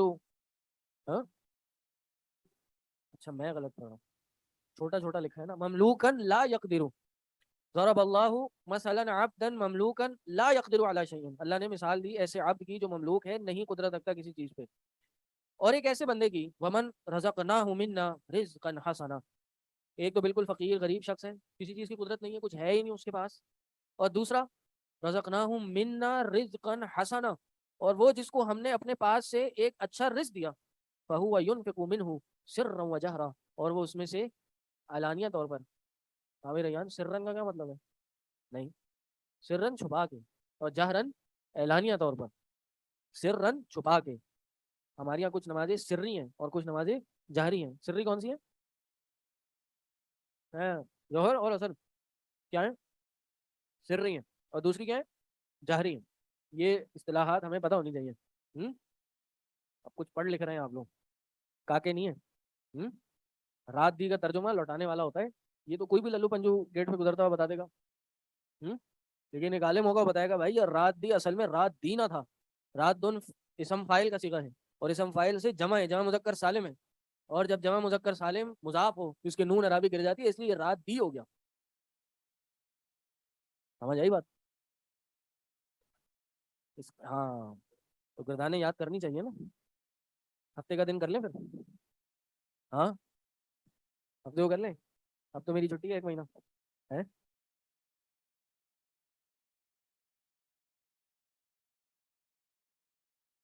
سیٹرڈے کو میں درس بھی رکھنا چاہ رہا ہوں یہاں پہ شام کے ٹائم. اس سے پہلے 1 آدھ 2 گھنٹے کی کلاس کر سکتے ہوں. دیکھتے ہیں بہرحال ابھی.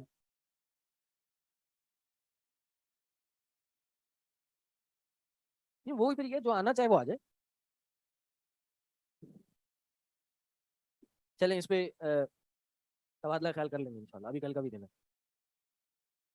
ہاں ضرب اللہ مثلا عبدا مملوکا لا يقدر على شيء ومن رزقناه منا رزقا حسنا فهو ينفق منه سرا وجهرا. اصل بات یہ ہے کہ اللہ نے مثال دی 2 بندوں کی. آپ کے سامنے 2 بندے. پھر سوال کیا؟ هل يستوون؟ کیا 2 برابر ہیں سلمان بھائی؟ یہ 2 بندے برابر ہیں؟ سلمان بھائی کسی اور وادی میں چلے گئے تھے. سوال یہ ہے ایک بندہ اس کے بعد کچھ نہیں ہے اور ایک بندہ اللہ نے اس کو بہت دیا ہے اور وہ خرچ کر رہا ہے سرن اور جہرن بھی. وہ بہتر ہے نا؟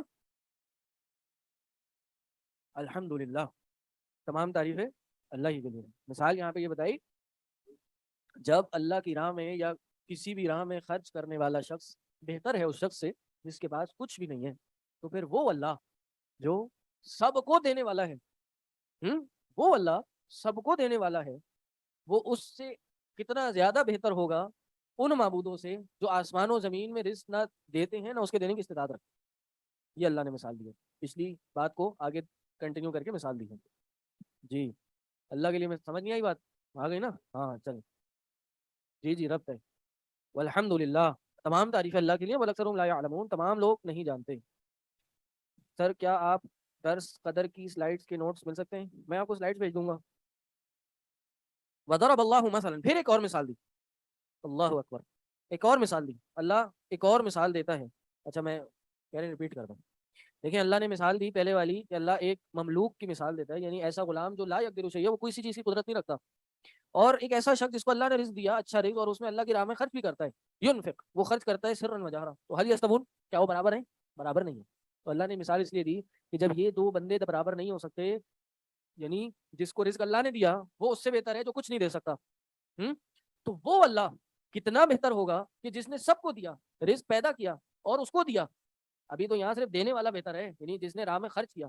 تو جس نے خرچ کیا اس کو جس نے دیا یعنی اللہ نے دیا، وہ اللہ کتنا بہتر ہوگا ان لوگوں کے مقابلے میں یا ان معبودوں کے مقابلے میں جو زمین و آسمان میں کسی رزق کی استطاعت ہی نہیں رکھتے دینے کی.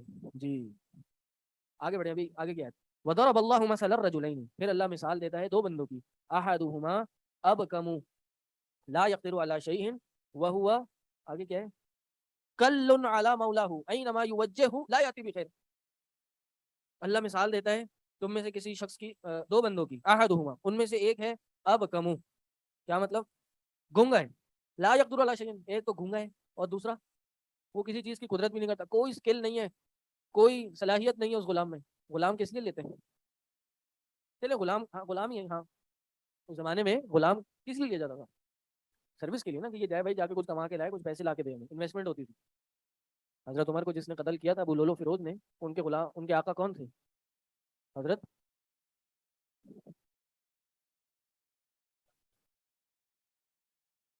صحابی تھے. بالکل ذہن سے نکل گیا.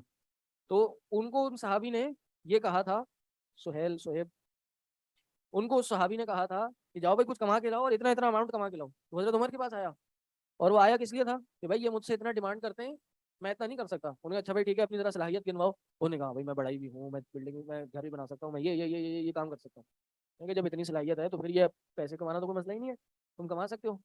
اور پھر ان کو کہا کہ کام کرو، ہمارے گھر میں آٹا پیسنے کے لیے چکی نہیں ہے، ذرا ہمارے لیے ایک چکی بھی بنا دو۔ کہا ٹھیک ہے، آپ کے لیے تو میں وہ چکی بناؤں گا کہ اس کی آواز مشرق و مغرب تک گونجے گی۔ یہ کہہ کے وہ چلا گیا۔ حضرت عمر نے کہا دیکھو یہ مجھے مارنے کی دھمکی دے کے گیا ہے۔ اور آیا اگلے دن آ کے حضرت عمر کو مار دیا، لعنت اللہ علیہ۔ اور ان خبیثوں نے اس کا مزار بنایا ہوا ہے، عرس مناتے ہیں اس کا، ایران میں، عراق میں، پتہ نہیں کہاں ہے۔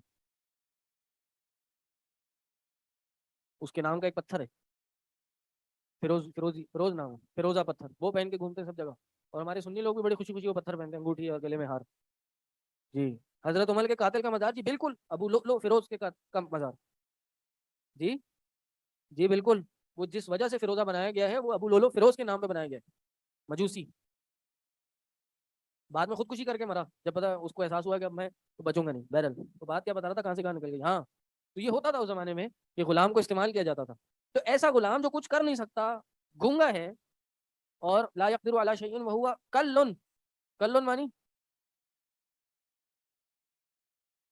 ہاں کل علی مولا، اپنے مولا پر جو اس کا مالک ہے اس پہ بوجھ ہے۔ اللہ کے رسول نے فرمایا، حضرت خدیجہ نے فرمایا تھا کیا، انک تحمل الکلا۔ اللہ کے نبی صلی اللہ علیہ وسلم جب پہلی وحی آئی وہاں سے غار حرا سے، تو نبی علیہ السلام کو تسکین دینے کے لیے اما خدیجہ نے کیا کہا تھا، انک لتحمل الکلا، آپ تو لوگوں کے بوجھ اٹھانے والے ہیں، اللہ آپ کو لا یخزیک اللہ ابدا، اللہ آپ کو ضائع نہیں کرے گا، تو علی نوائب الحق، آپ تو حق والوں کی مدد کرتے ہیں، انک لتحمل الکلا، یہ وہی کلا ہے، وہو کل علی مولاہ، اور وہ اپنے مالک پر بوجھ ہے، اینما یوجہ لا یاتی بخیر، جہاں بھی جائے خیر نہیں لے کے آتا، کام کیا کر کے دے گا، الٹا بوجھ ہے اس پہ، کھانا کھلانا، اس کو مزید پیسے دینا، اور نقصان ہے اس کا، کوئی فائدہ نہیں ہو رہا ہے اس کو پال پوس کر، نہ کام نہ کاج کا، بس دشمن اناج کا، یہی معاملہ اس کا۔ کہا ایک مثال تو یہ ہے، حل یستوی ہوا، کیا یہ برابر ہے ہوا اس کے، اور کون، ومن یأمر بالعدل، اور وہ جو عدل کا حکم دیتا ہے، وہ علی صراط مستقیم، اور وہ صراط مستقیم پر ہے۔ یہ بہتر ہے یا وہ بہتر ہے جو عدل کا حکم دیتا ہے، جو کہو طریقے سے کر کے آتا ہے، وہ علی صراط مستقیم، اور صحیح رستے پر ہے، برڈن نہیں ہے، بوجھ نہیں ہے اپنے مالک کے لیے، بلکہ اور فائدہ دیتا ہے۔ بتاؤ بھائی یہ بہتر ہے وہ بہتر ہے، سیدھی سی بات ہے، دوسرا والا بہتر ہے، حل یستوی، یہ استفہام اقراری ہے، ٹھیک ہے، اگر آگے والے سے لکھا جائے تو بھائی اقرار ہے کہ بھائی یہ بہتر ہے، صحیح ہے۔ اب یہ باتیں اللہ نے مثال دو وجہ سے دی، یعنی دو معنی ہو سکتے ہیں اس کے، ایک تو یہاں وہی اللہ کی مثال کہ بھائی اللہ نے اپنی مثال دی، ہوا ومن یأمر بالعدل، کیا وہ بہتر ہے کہ وہ اللہ جو عدل کا حکم دیتا ہے، اور ایسے اپنے غلام کی مثال اللہ کی طرح دی کہ ایسے بندہ بہتر ہے، ایسی ہستی بہتر ہے جو عدل کا حکم دیتی ہے، یا پھر وہ جو الٹا بوجھ ہے، جو الٹا تمہارا مال کھاتی ہے، تمہیں الٹا اس کو پالنا پوسنا پڑتا ہے، گائے کو معبود بناتے ہیں تو گائے کو چارہ کھلانا پڑتا ہے، وہ بہتر ہے یا وہ اللہ بہتر ہے جو گائے بھی تمہیں دیتا ہے، چارہ بھی تمہیں دیتا ہے، وہ کھیتی بھی تمہیں دیتا ہے، آسمان سے پانی بھی برساتا ہے تاکہ وہ اگے، وہ بہتر ہے؟ یا پھر یہاں مثال جو ہے وہ مومن اور کس کی ہے جی، کافر کی، کہ کافر کا یہی حال ہے کہ وہ بوجھ ہے، اور مومن عدل کا حکم دیتا ہے، اور مومن عدل کا ہے، کافر گونگا بہرا ہے، مومن دیکھ بھال کے چلتا ہے، وہ اعلیٰ صراط مستقیم۔ میں یأمرو، سر جو غلام ہو وہ حکم کیسے دے سکتا ہے، یعنی یہاں یأمرو، یہاں اصل مثال دوسرے بندے کی، غلام کی نہیں ہے، دوسرے بندے کی مثال ہے، اگر شاید میرے بتانے میں کچھ وہ غلطی ہو گئی، غلام کا لفظ نکل گیا ہو، ضرب اللہ مثلا رجلین، اللہ نے دو بندوں کی مثال دی، پہلا بندہ مملوک ہے، دوسرا نہیں ہے، جی پہلی مثال غلام کی ہے، ٹھیک ہے، وللہ غیب السماوات والارض وما امر الساعۃ الا کلمح البصر او هو اقرب ان اللہ علی کل شیء قدیر، آسمان اور زمین کا غیب اللہ ہی کے پاس ہے، اور قیامت کا معاملہ نہیں ہے مگر آنکھ چھپکنے کی طرح، یا پھر اس سے بھی زیادہ قریب ہے، ان اللہ علی کل شیء قدیر، اللہ تعالیٰ ہر شے پہ قادر ہے۔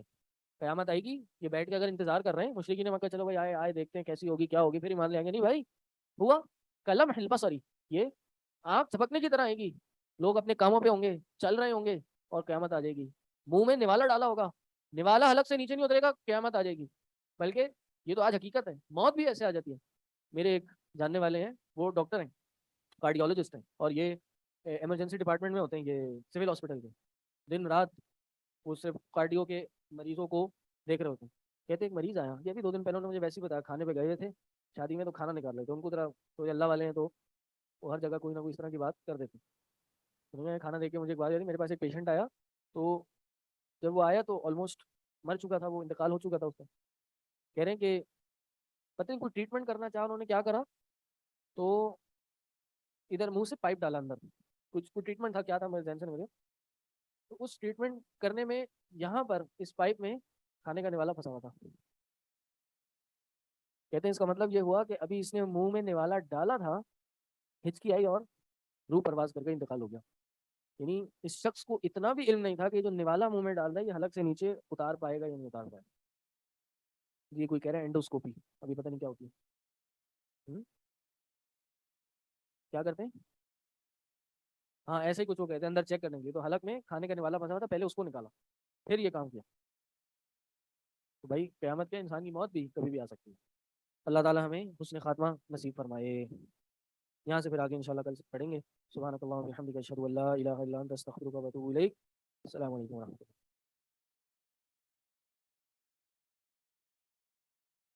الحمدللہ والصلاۃ والسلام علی من لا نبی بعد. 388 حدیث ہم پڑھ رہے تھے، جس میں برا بن عازب فرماتے ہیں کہ رسول اللہ صلی اللہ علیہ وسلم نے ہمیں حکم دیا 7 چیزوں کا اور ہمیں منع کیا 7 چیزوں سے. امرنا بعیادت المریض، ہمیں حکم دیا مریض کی عیادت کرنے کا، اور وہ اتباع الجنائز، اور جنازے کے پیچھے جانے کا یعنی نماز جنازہ پڑھنے کا. وتشمیت العاطس، اور چھینکنے والے کو جواب دینے کا. کسی نے کہا چھینک آئی الحمدللہ، تو آپ جواب دیں اس کو، اور آپ نے کیا کہنا ہے یرحمک اللہ، اور سامنے والا کیا کہے گا یادیکم اللہ ویصلح بالکم حالکم شأنکم، تمہارے معاملے کو اللہ ٹھیک فرمائے. اسی طرح وہ ابرار القسم، اور قسم کو پورا کرنے کا.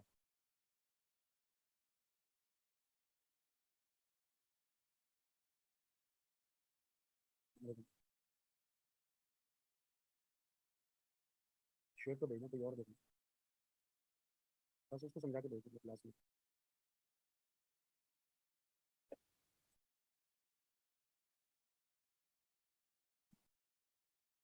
ابرار القسمی او المقسم، قسم کھانے والے کی قسم کو پورا کرنا. اس کا مطلب یہ اگر کوئی آپ کو اللہ کی قسم دیتا ہے، اللہ کی قسم آپ نہیں جائیں گے، تو آپ کو کیا چاہیے؟ اس کی قسم کی لاج رکھ لو، نہ جاؤ، بیٹھ جاؤ.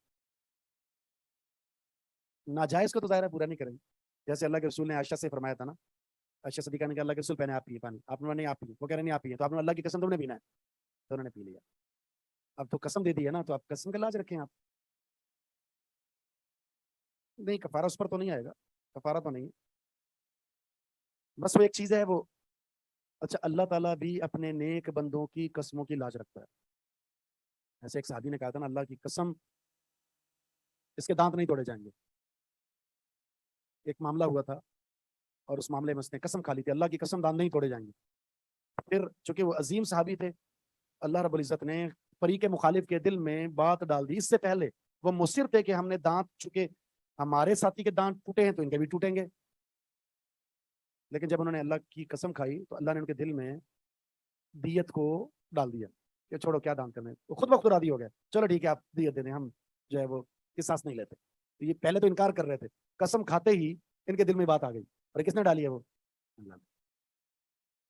جب یہ اللہ تعالیٰ کی سنت ہے، تو سنت کو اگر کوئی اچھا انسان ہے اور آپ سے اچھی کوئی فرمائش کرتا ہے، آپ کو کوئی قسم کے ذریعے پابند کرتا ہے، تو کوئی حرج نہیں ہے کہ اس کی بات کو قبول کر لیا جائے اگر گنجائش موجود ہے.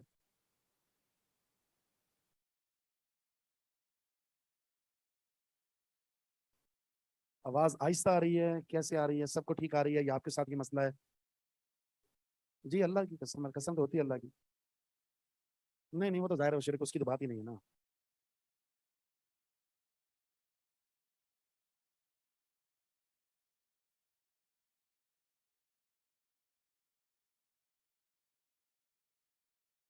آواز اب دیکھیں صحیح ہوئی، کوئی بہتر ہوئی آواز؟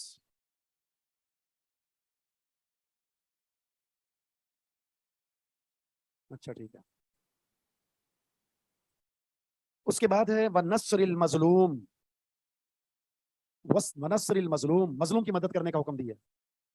ظالم کی بھی مدد کریں، مظلوم کی بھی مدد کریں. نبی علیہ السلام نے فرمایا انصر اخاک ظالما او مظلوما، اپنے بھائی کی مدد کرو وہ ظالم ہے یا مظلوم. صحابہ نے پوچھا اللہ کے رسول مظلوم کی تو سمجھ میں آتی ہے، مظلوم کی، ظالم کی مدد کیا ہے؟ تو آپ نے فرمایا اس کو ظلم سے روکو، یہ اس کی مدد ہے. اگر کوئی غلط کام کر رہا ہے تو آپ اس غلط کام سے روک لو، اس کے لیے فائدہ ہے نا، یہ اس کی مدد ہو گئی. व इजाबत दाई, दावत देने वाले की दावत को कबूल करो। इस पर अमल होता है। बल्कि हम तो कह रहे होते हैं, दावत शावत नहीं कर रहे भाई, फरमाइश कर रहे होते हैं। ट्रीट चाहिए ट्रे में रखे हुए भाई, बाकी काम जो है वो मौत आती है और इसमें हयात जाती है। व इफ्शा इस सलाम, और सलाम को फैलाने का हुक्म दिया। और इसमें हम सब के सब हम जो है ना पीछे हैं इसमें। जी हजरात गिरामी, सलाम के ताल्लुक से यह है, अरफ्ता व मल्लम तारीफ, जानते हो नहीं जानते सलाम करें। साहबा किराम में सलाम कितना आम था, छोटी दीवार या दरख्त भी आ जाता तो दोबारा मिलते थे सलाम वालेकुम। चंद लम्हे के लिए भी, एक सेकंड के लिए भी थोड़ी सी तफरीक आई तो फिर दोबारा सलाम। ये सलाम के दो मकसद हो गए ना, एक मकसद तो ये है एक दूसरे को दुआ दे रहे हैं, और दूसरा ये अजर मिल रहा है आपको। क्या किया आपने, कोई आपने पहाड़ खोदा है, कुछ भी नहीं, 30 नेकियां मिल गई आपको। क्या? और ये एक ऐसा कलमा है कि अगर आप किसी को सलाम करते हैं ना, तबीयत में एक अच्छापन महसूस होता है। मुझे सलाम किया इसने, मुझे सलाम किया, अच्छा लगता है। और बहुत बुरा लगता है अगर किसी को समझ और आप पास से गुजर रहे हो सलाम ना करें, अगर समझ आए तो। और आजकल सलाम हम कैसे करते हैं, बस कैसे हैं, ठीक है जी, या मुसाफा भी कर लिया, क्या हाल है आपका, ये मुसाफा होगी। जब तक वो अल्फाज अदा नहीं करेंगे, इस्लाम का पाकीज़ा तोहफा इन अल्फाज के साथ है। कुछ भी कह लें वो ठीक है अपनी जगह पर, लेकिन इसका मुतबादिल कुछ भी नहीं है। ये तो हो गया 7 वो काम जो आपने करने हैं। बनहाना अन ख़वातीमी अभी तखत्तुम बिद्दाहबी, सोने की अंगूठी पहनने से मना फरमाया, ये मर्द के लिए हुक्म है। वानी शुर्बी बिल फिद्दा, ये दोनों के लिए है। क्या? बर्तन इस्तेमाल नहीं करने आपने मशरूब के लिए चांदी के, और सोने के भी जिक्र हो चुके हैं पीछे। व अनिल मयासिर, और रेशम से, मयासिर ये रेशमी गद्दियां होती हैं, रेशमी गद्दियां, छोटी नहीं, मसनद नहीं होती, छोटे छोटे गद्दे बनाए हुए होते हैं मसनद के तौर पर बैठने के लिए, रेशम के बनते थे वो, रेशमी चादर इसके ऊपर चढ़ती थी, उनके इस्तेमाल से मना फरमाया। जी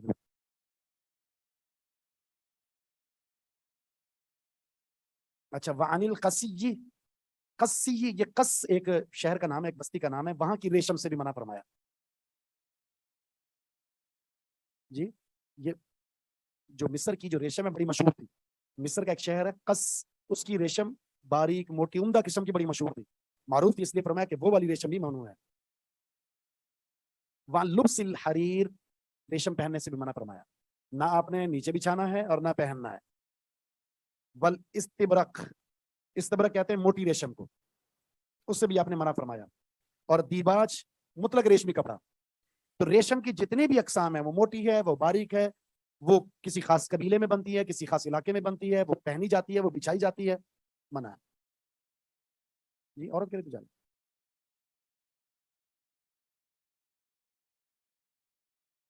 ये कुफार जो है ना, सोना चांदी बर्तन के तौर पर इस्तेमाल करते थे काफिर। मोमिन तो मुशाबत इख्तियार नहीं कर सकता, ये किबर है, फखर है, तकब्बुर है। मुसलमान तो आजिज होता है, मुसलमान तो मुतवाज़े होता है। इसी तरह ये जो बिस्तर हैं रेशमी आला किस्म के, ये भी इसराफ है, ये भी एक किबर में एक फाखिराना जिंदगी है। मुसलमान इस तरह की शाहयाना जिंदगी जो कुफार का तर्ज अमल है उससे गुरेज करता है। बाकी रही पहनने के तौर पर, तो उसके लिए सिर्फ औरत के लिए इजाजत है, पहन सकती, मर्द के लिए जायज नहीं है। मर्द को अगर पहनना है तो उसकी हमने बता दिया था कितना पहन सकता है, 4 उंगलियों के बराबर, वो भी जरूरी है। या फिर अगर वो रेशमी कमीज पहनता है तो इस बुनियाद पर कि उसके जुमे आ चुकी हैं, उसको गिराना है इसने, जुमे हैं सर में, तो वो स्लाइडिंग बन जाती है उसके लिए। कमीज पे गिरी तो रेशम में वो पकड़ नहीं होती ना कि वो दोबारा चढ़ जाए, जैसे आप स्विमिंग पूल में स्लाइड करते हैं तो ये बन जाता है उसके।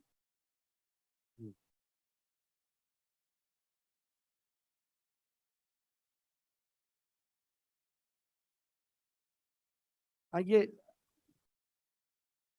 मैंने बता दिया, इसके हवाले से मर्द के लिए जायज नहीं है, मर्द के लिए जायज नहीं, बहुत ही मुख्तसर 4 उंगलियों के बराबर, बस इससे ज्यादा जायज नहीं है, हदीस में है।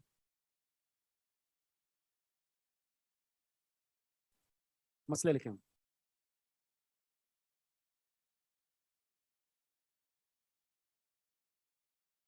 हदीस में मौजूद 7 उमूर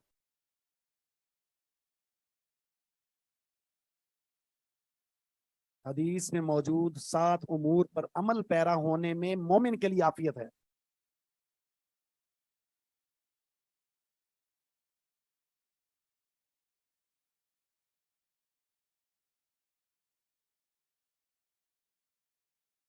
نمبر 2، حدیث میں موجود 7 منہیات سے، حدیث میں موجود 7 منہیات سے اجتناب کرنا. ہاتھ چشمے والی، منہیات سے اجتناب کرنا مسلمان کے لیے سلامتی کا ضامن ہے.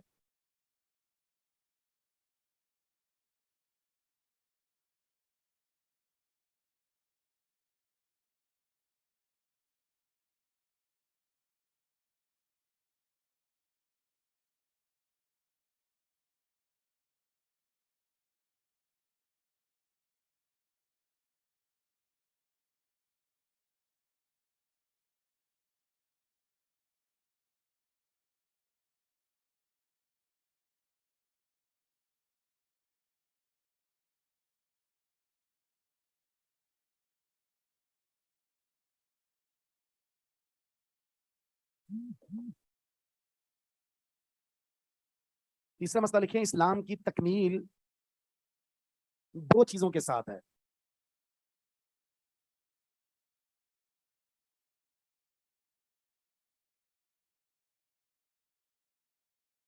مأمورات پر عمل کرنا اور منہیات کو ترک کرنا. مأمورات، مأمور جس چیز کا حکم دیا جاتا ہے اس کو مأمور کہتے ہیں. مأمورات پر عمل کرنا اور منہیات کو ترک کرنا.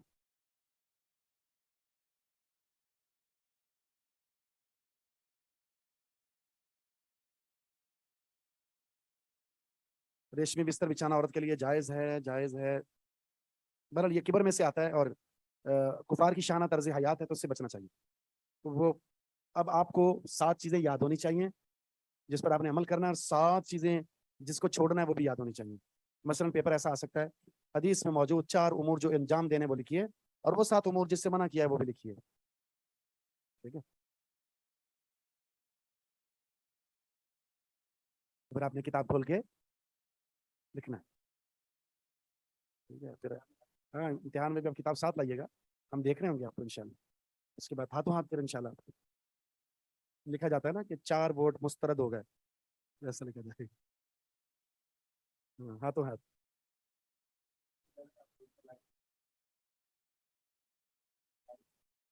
پابندی تھی اس مرتبہ، پابندی نہیں ہوگی. 389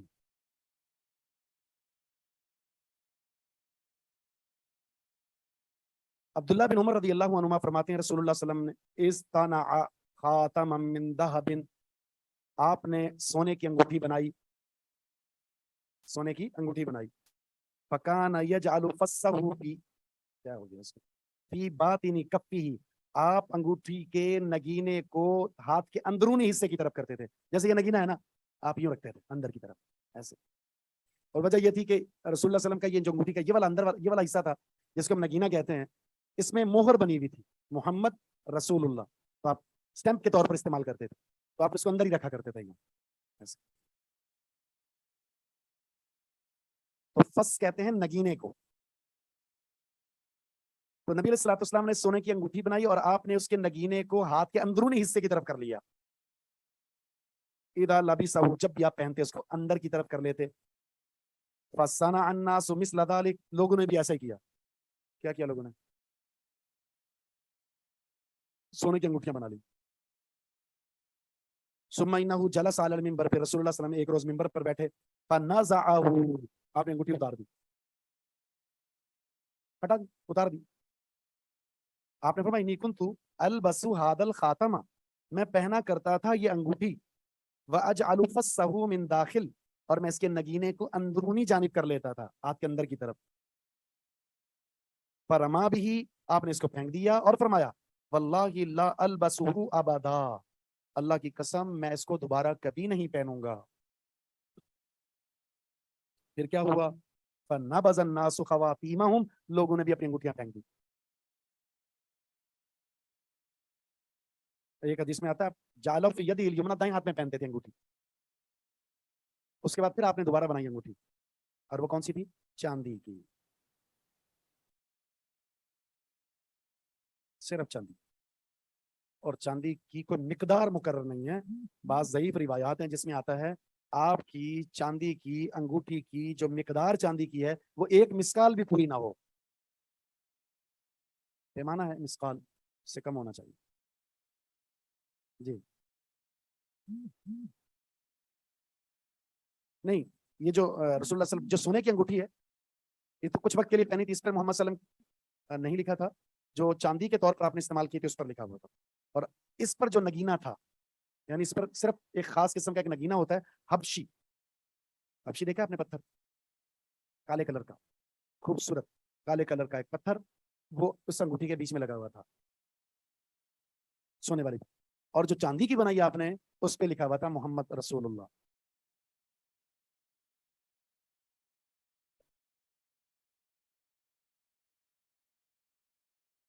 लिखें, मर्द के लिए सोने की अंगूठी पहनना हराम है।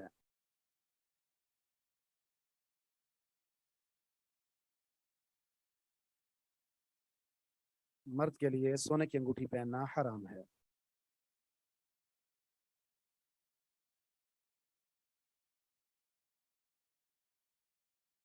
दूसरा मसला, सहाबा हर वक्त इत्तिबाए रसूल के जज्बे से सरशार रहा करते थे। सहाबा हर वक्त इत्तिबाए रसूल के जज्बे से सरशार थे।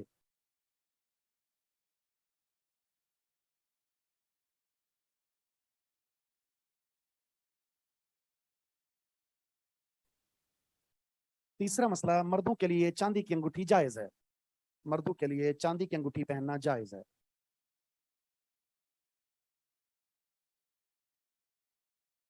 जिसकी कोई खास मिकदार किसी हदीस में नहीं है, जिसके वजन की कोई खास मिकदार हदीस में नहीं है, जिसके वजन की कोई खास मिकदार हदीस में नहीं है,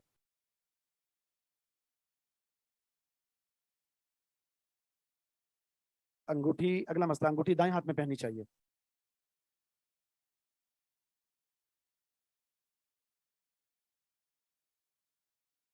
फिलहाल तो ऐसे जैसे शहरी के लिए जगा रहे हैं क्या?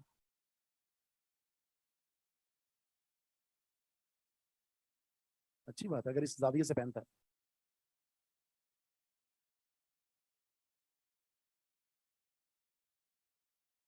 हाँ, पहले जायज थी, बाद में हराम हुआ, हराम हो गया।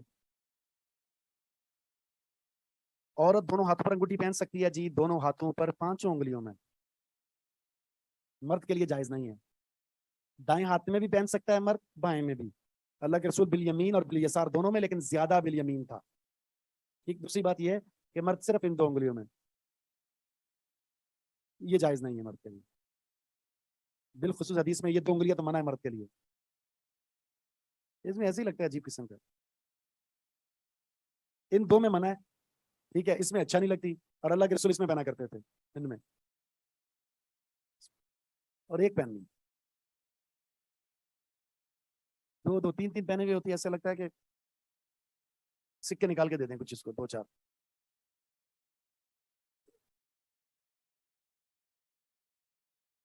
औरत आर्टिफिशियल पहन सकती है जी, आज के दौर में वैसे सोना इतना महंगा हो गया, सोने वाले कलर ही तो होते हैं बाकी रह गए हैं जिससे ख्वाहिश पूरी हो सकती है जी।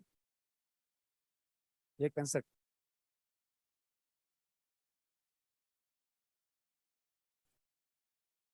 इसमें तो मना है मर्द के लिए, औरत के लिए मना नहीं है, मर्द के लिए।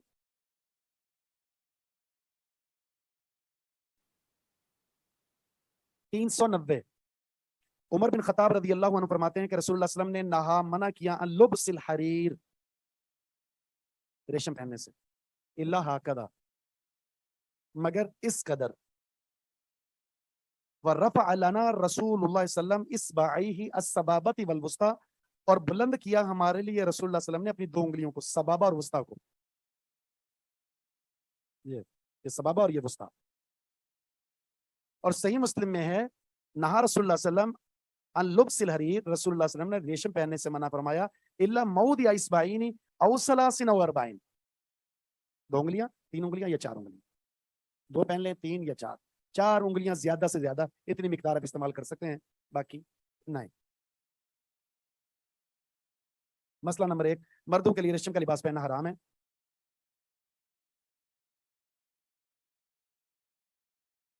ریشم کا لباس پہننا حرام ہے.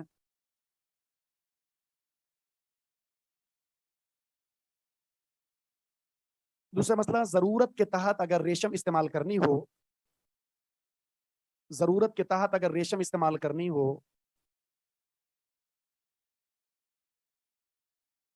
تو 3 یا 4 انگلیوں کی مقدار کے برابر, 3 یا 4 انگلیوں کی مقدار کے برابر ریشم استعمال ہو سکتی ہے.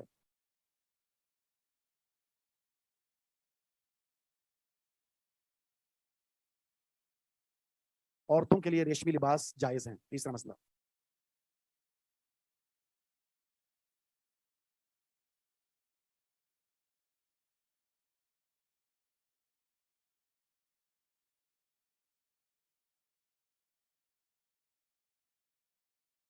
کتاب الجہاد. ہاں جی, سبحانک اللہ. اچھا, لفظ جہاد جو ہے یہ باب ہے, جاہدہ یجہد, اس سے مصدر ہے یہ جہد اور جہاد, جہد اور جہاد, جس کا معنی ہے کوشش کرنا. پتہ ہے یہ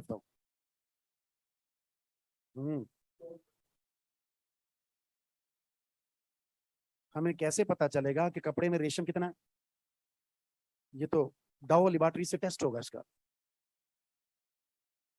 اس کو بولیں کہ اس میں یہ بتائیں کہ اس میں الکوہل کتنا ملا ہوا ہے. ظاہر ہے کپڑے سے پتا چل جائے گا پورا ریشمی ہے, آدھا ریشمی ہے, یا اس کی شلوار ریشمی ہے, یا ایک بازو ریشمی ہے. ریشمی کپڑا دیکھ جیسے ہی ہوگا. ہاں اس میں مکسنگ ہوتی ہے ریشمی کی, اگر مکسنگ کے ساتھ ہے اصل ریشم اس میں مکس ہے تو پھر آپ نہیں پہن سکتے, کیونکہ اس کی مقدار کا تعین نہیں ہو سکتا. صرف پٹی یہ لگی ہوئی ہے, یہ والی پٹی یا یہ والی پٹی یا یہ والی پٹی, وہ ایک معمولی مقدار ہے, وہ استعمال کر سکتے. جس لباس میں تعین ہی نہ ہو سکے تو چھوڑ دیں اس کو. اپنی فرمائش پہ بنانا چاہتے ہیں تو اتنی بنا سکتے ہیں آپ, کہ آپ چھوٹے پیس جو ریشم کے لا کر دے دیں کہ یہاں لگا دیں گے. تو یہ جہاد کی لغوی تعریف ہے, کوشش کرنا, جدوجہد کرنا. شرعی تعریف کیا جہاد کی؟ میں بتا رہا ہوں, میں آپ کو بتا رہا ہوں. کلمہ توحید کی سربلندی کے لیے, کلمہ توحید کی سربلندی کے لیے کی جانے والی ہر وہ کوشش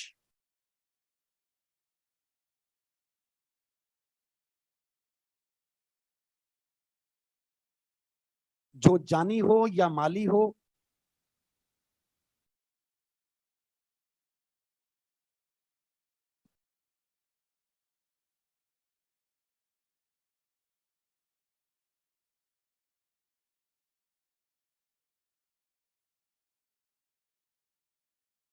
وہ جہاد کہلاتا ہے.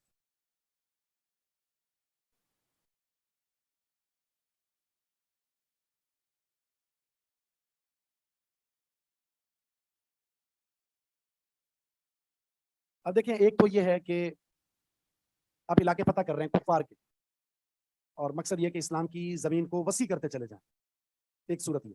دوسری صورت یہ ہوتی ہے کسی علاقے میں مسلمان مظلوم ہیں تو ان کی مدد کرنا بھی اسی بنیاد پر ہے کہ یہ اللہ کو ماننے والے ہیں, اور ان کی مدد کر کے ان کو پاورفل بنا کر بھی ظاہر ہے اسلام کی سربلندی ہوگی.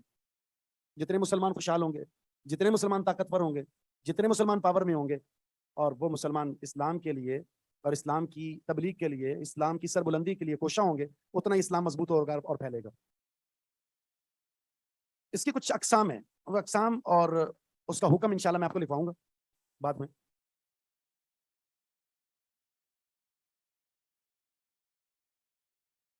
باقی یہ حدیث ہم پڑھیں گے تو اس میں اس حدیث کو بھی ہم پڑھیں گے انشاءاللہ, جس میں کہ کسی بھی انسان کے لیے جہاد کا جذبہ وہ اپنی جان کو قربان کرنے کا ہے, یا پھر اگر اس کے پاس یہ نہیں تو کم از کم دوسرے وسائل موجود ہیں کہ وہ اپنے مال سے اسلام کی خدمت کر سکتا ہے. تو یہ جذبہ انسان کے اندر ایمان کا حصہ ہے.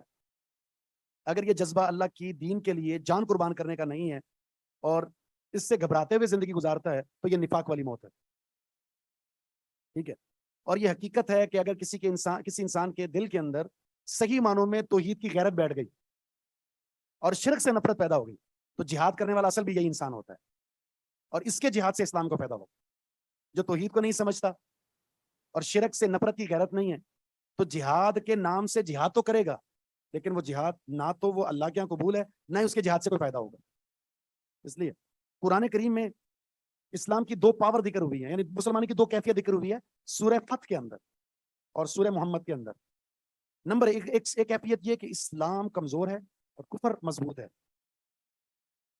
مسلمان کمزور ہیں اور کفار کی طاقت مسلمانوں سے زیادہ ہے. ایسی کنڈیشن میں مسلمان لڑائی کی طرف نہ جائیں, مسالت کی طرف آئیں, معاہدہ کریں. معاہدہ, اس معاہدے میں کیا کرنا ہے؟ اس معاہدے میں جب کفار کے تعلق سے آپ ہو گئے امن میں, اب اندرون خانہ اپنی پاور کو بڑھانا ہے, آپ نے تیاری کرنی ہے, اسلحے سے اپنے آپ کو مالا مال کرنا ہے, اپنی تعداد بڑھانی ہے. اس پوزیشن میں لانے کی کوشش کرنی ہے کہ ہم کفار سے مضبوط ہو جائیں اور اب موقع تلاش کرنا ہے کہ وہ معاہدے کو توڑیں اور اس کے بعد پھر آپ ویسے ہی کاروی کر دیں جس طرح فتح مکہ میں ہوا. حدیبیہ میں صلح ہوئی, مسلمان کم تھے, کتنے گئے تھے عمرے کے لیے؟ 1500. ایسے ہی ہے, واپس کر دیا گیا, معاہدہ ہوا. 2 سال کے بعد مکہ فتح ہوا, اس وقت مسلمانوں کی تعداد کتنی تھی؟ 10,000. ان 2 سالوں میں کتنے مسلمان ہوئے؟ 8,500. یہ وہ ہے جو اللہ کے رسول کے ساتھ وہاں مکہ میں گئے تھے, 8,500. باقی اس کے علاوہ ہے. معاہدے میں یہ کرنا ہے آپ نے. جیسے ہی موقع ملا حملہ کر دیا اور مسلمانوں کی تعداد اتنی زیادہ تھی کہ وہ کھڑے نہ ہو سکے. دوسری کیفیت ہے کہ مسلمان قوت میں ہیں, اب آپ نے معاہدہ نہیں کرنا, آپ اپنی پاور دکھائیں, ان کو کمزور کریں. اب ان کو آپشن دیں, اسلام کو قبول کر لو, نہیں کر سکتے تو جزیہ دو, یہ علاقہ ہمارا ہے.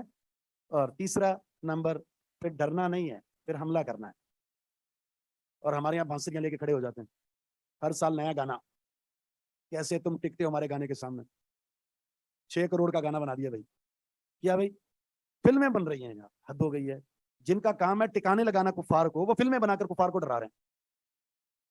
بچے کچے جو لوگ مسلمان تھے, جو مسلمانوں کو جذبہ جہاد پیدا کرتے تھے, نوجوانوں کو جذبہ جہاد میں لاتے تھے, وہ سیاست جیسی لعنت میں آ کر وہ بھی ختم کر دیا ہم نے. اب کیا ہے؟ جہاد چھوڑو, اب ووٹ کے لیے جھنڈا اٹھاؤ. اب تو سب کبھی سنا ہے جہاد کو؟ سنا ہے؟ ختم. جنہوں نے کھڑا کیا تھا ان کو, اب وہی لا رہے ہیں یہاں. آپ نوجوانوں کو بہت آپ نے ورگلا دیا, اب آپ یہ کام کریں. ان کو پتا ہے کہ اگر یہ رہے نا تو پھر ہمیں ابھارتے رہیں گے کہ تم نے یہ کرنا ہے, اور ہم بھی کھسی ہو چکے ہیں, ان کو بھی کھسی کر دیتے ہیں. یہ حقیقت ہے 2 لفظوں میں جو میں نے آپ کے سامنے بیان کی. نہ ہوگا نہ کوئی بولے گا. یہ جو ہماری ریاست ہے نا پاکستان, یقین جانے کفار کو اگر ڈر ہے تو نہیں صحیح ہے, سیدھی بات ہے. باقی جتنے بھی اسلامی ممالک ہیں دنیا میں, جتنے سارے کھسی ہیں, ان کو پتا ہے جب بھی کچھ ہوگا, اسلام اگر اٹھا, اسلام نے اگر غلبہ پایا, یہیں سے لوگ نکلیں گے. ہماری فوج ایسی مضبوط ہے, ہمارے پاس ہتھیار موجود ہیں, ہماری قوم کے اندر جو جذبہ ہے وہ کسی میں نہیں ہے.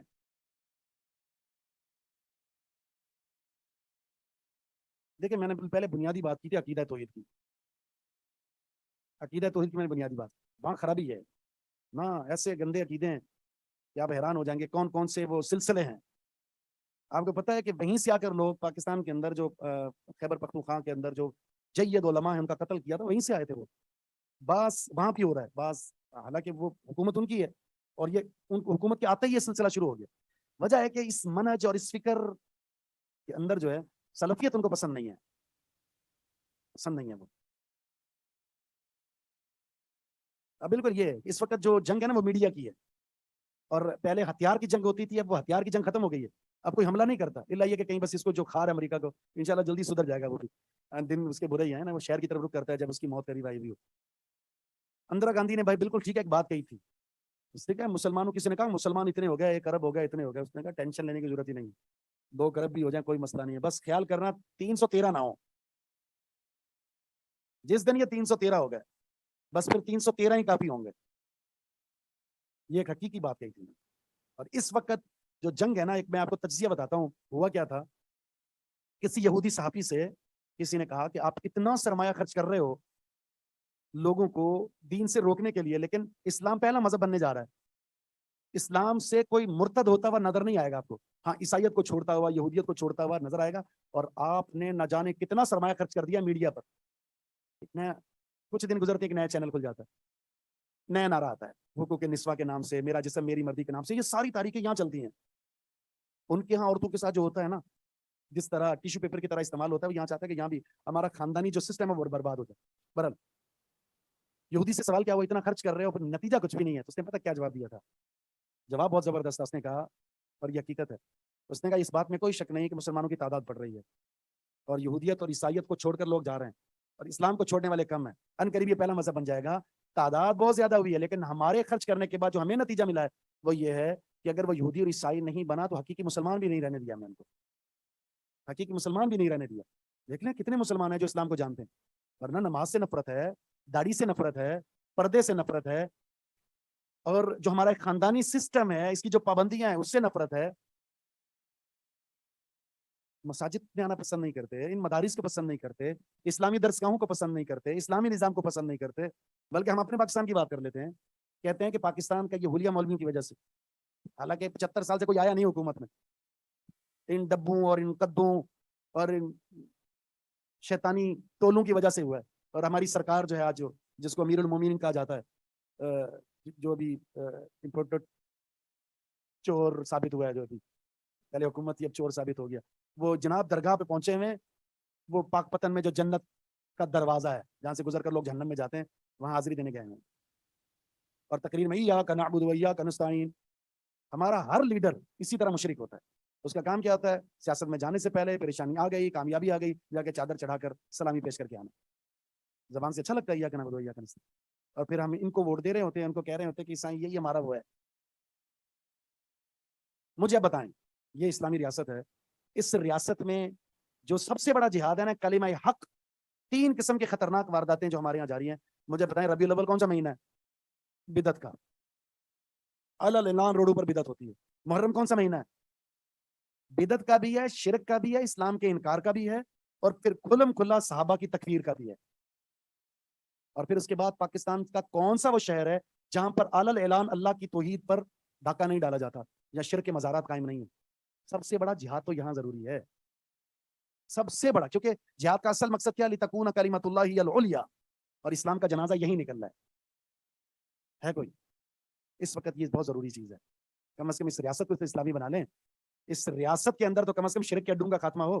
یہ بدعات جو کھلم کھلا ہمارے سامنے ہے، ان کے خلاف کوئی بولنے والا ہو، اعلان نکلنے والا ہو. لیکن چند ایک ہیں جو بات کرتے ہیں، باقی بات بھی ختم ہو چکی ہے.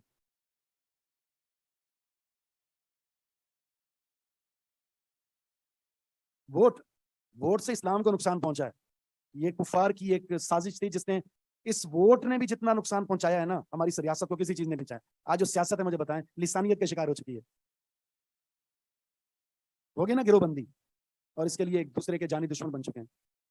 اور یہ اس کی پارٹی یا یہ اس زبان والے کی وہ تعصب، یعنی لسانی تعصب کو اپنی سیاست کے اندر شامل کر چکے ہیں، جس کو جاہلیت کہا گیا، کفر کہا گیا.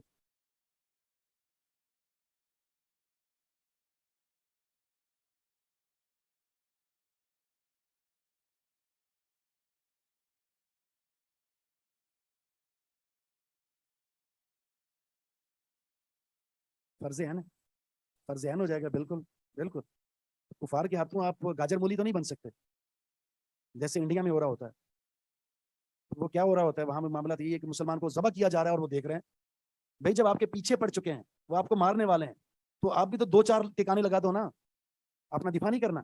من قتل دون مالی فہو شہید، جو اپنے مال کا، اپنے اہل کا اپنا دفاع کرتے ہوئے مر جائے، شہید ہے وہ. تو اس میں صرف یہ نہیں ہوتا لاؤ مارو مجھے. جب آپ کو پتا ہے کہ اب مجھے مار ہی دینا ہے تو آ جاؤ، کرتے ہیں مقابلہ. مسلمان ڈرتا تو نہیں ہے، دفاع کرنے کا حق ہے.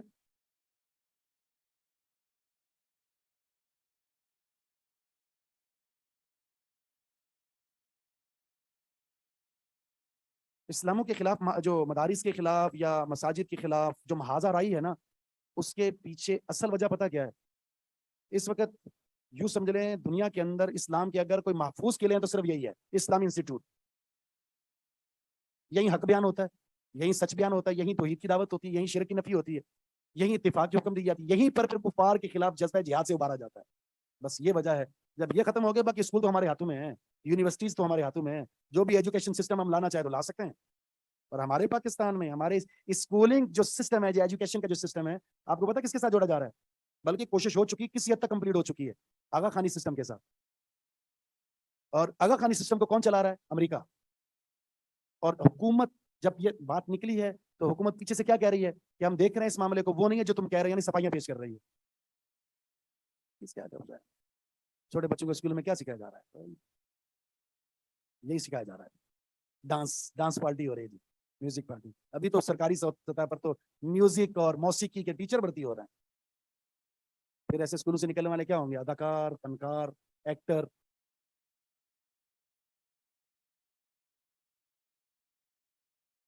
बिल्कुल इलाहाद फैल रहा है, बिल्कुल। अच्छा खासा अकीदा रखने वाला जब यूनिवर्सिटी से पढ़कर आता है, अगर वो मनजी लोगों से टच में नहीं है, तो जब निकलता है ना, तो अल्लाह की जात के बारे में भी शिकायत शुबहात का शिकार हो चुका होता है, या कम से कम जब वो निकल कर आता है तो इस्लाम से बदजन हो चुका होता है। इल्ला ये कि पढ़ने के बाद वो इस तबके के साथ भी टच में रहे तो ठीक है, वरना खत्म हो जाता है।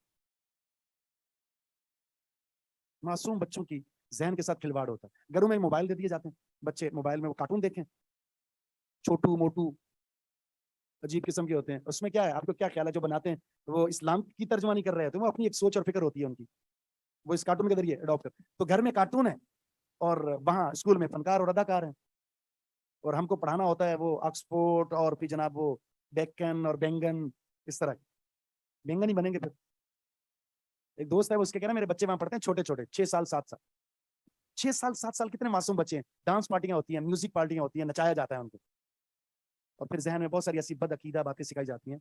हाँ, वो अलबत्ता वो मस्जिद में लाते हैं, सिखाते हैं, पढ़ाते हैं, वो कहते हैं कि बच्चा कान में उंगलियां डाल लेता है, क्योंकि यहाँ भी टच में है वो, इसलिए। चलें, काफी हो गया इंशाल्लाह। तो अगले क्लास में इंशाल्लाह हम आपको वो अक़साम जिहाद की क्या क्या सूरतें होती हैं, क्या हुक्म है उनका, वो लिखवाएंगे, तो आगे बढ़ेंगे। सुब्हानक अल्लाहुम्मा व बिहम्दिका अशहदु अल्ला इलाहा इल्ला अंता अस्तगफिरुका व अतूबु इलैक।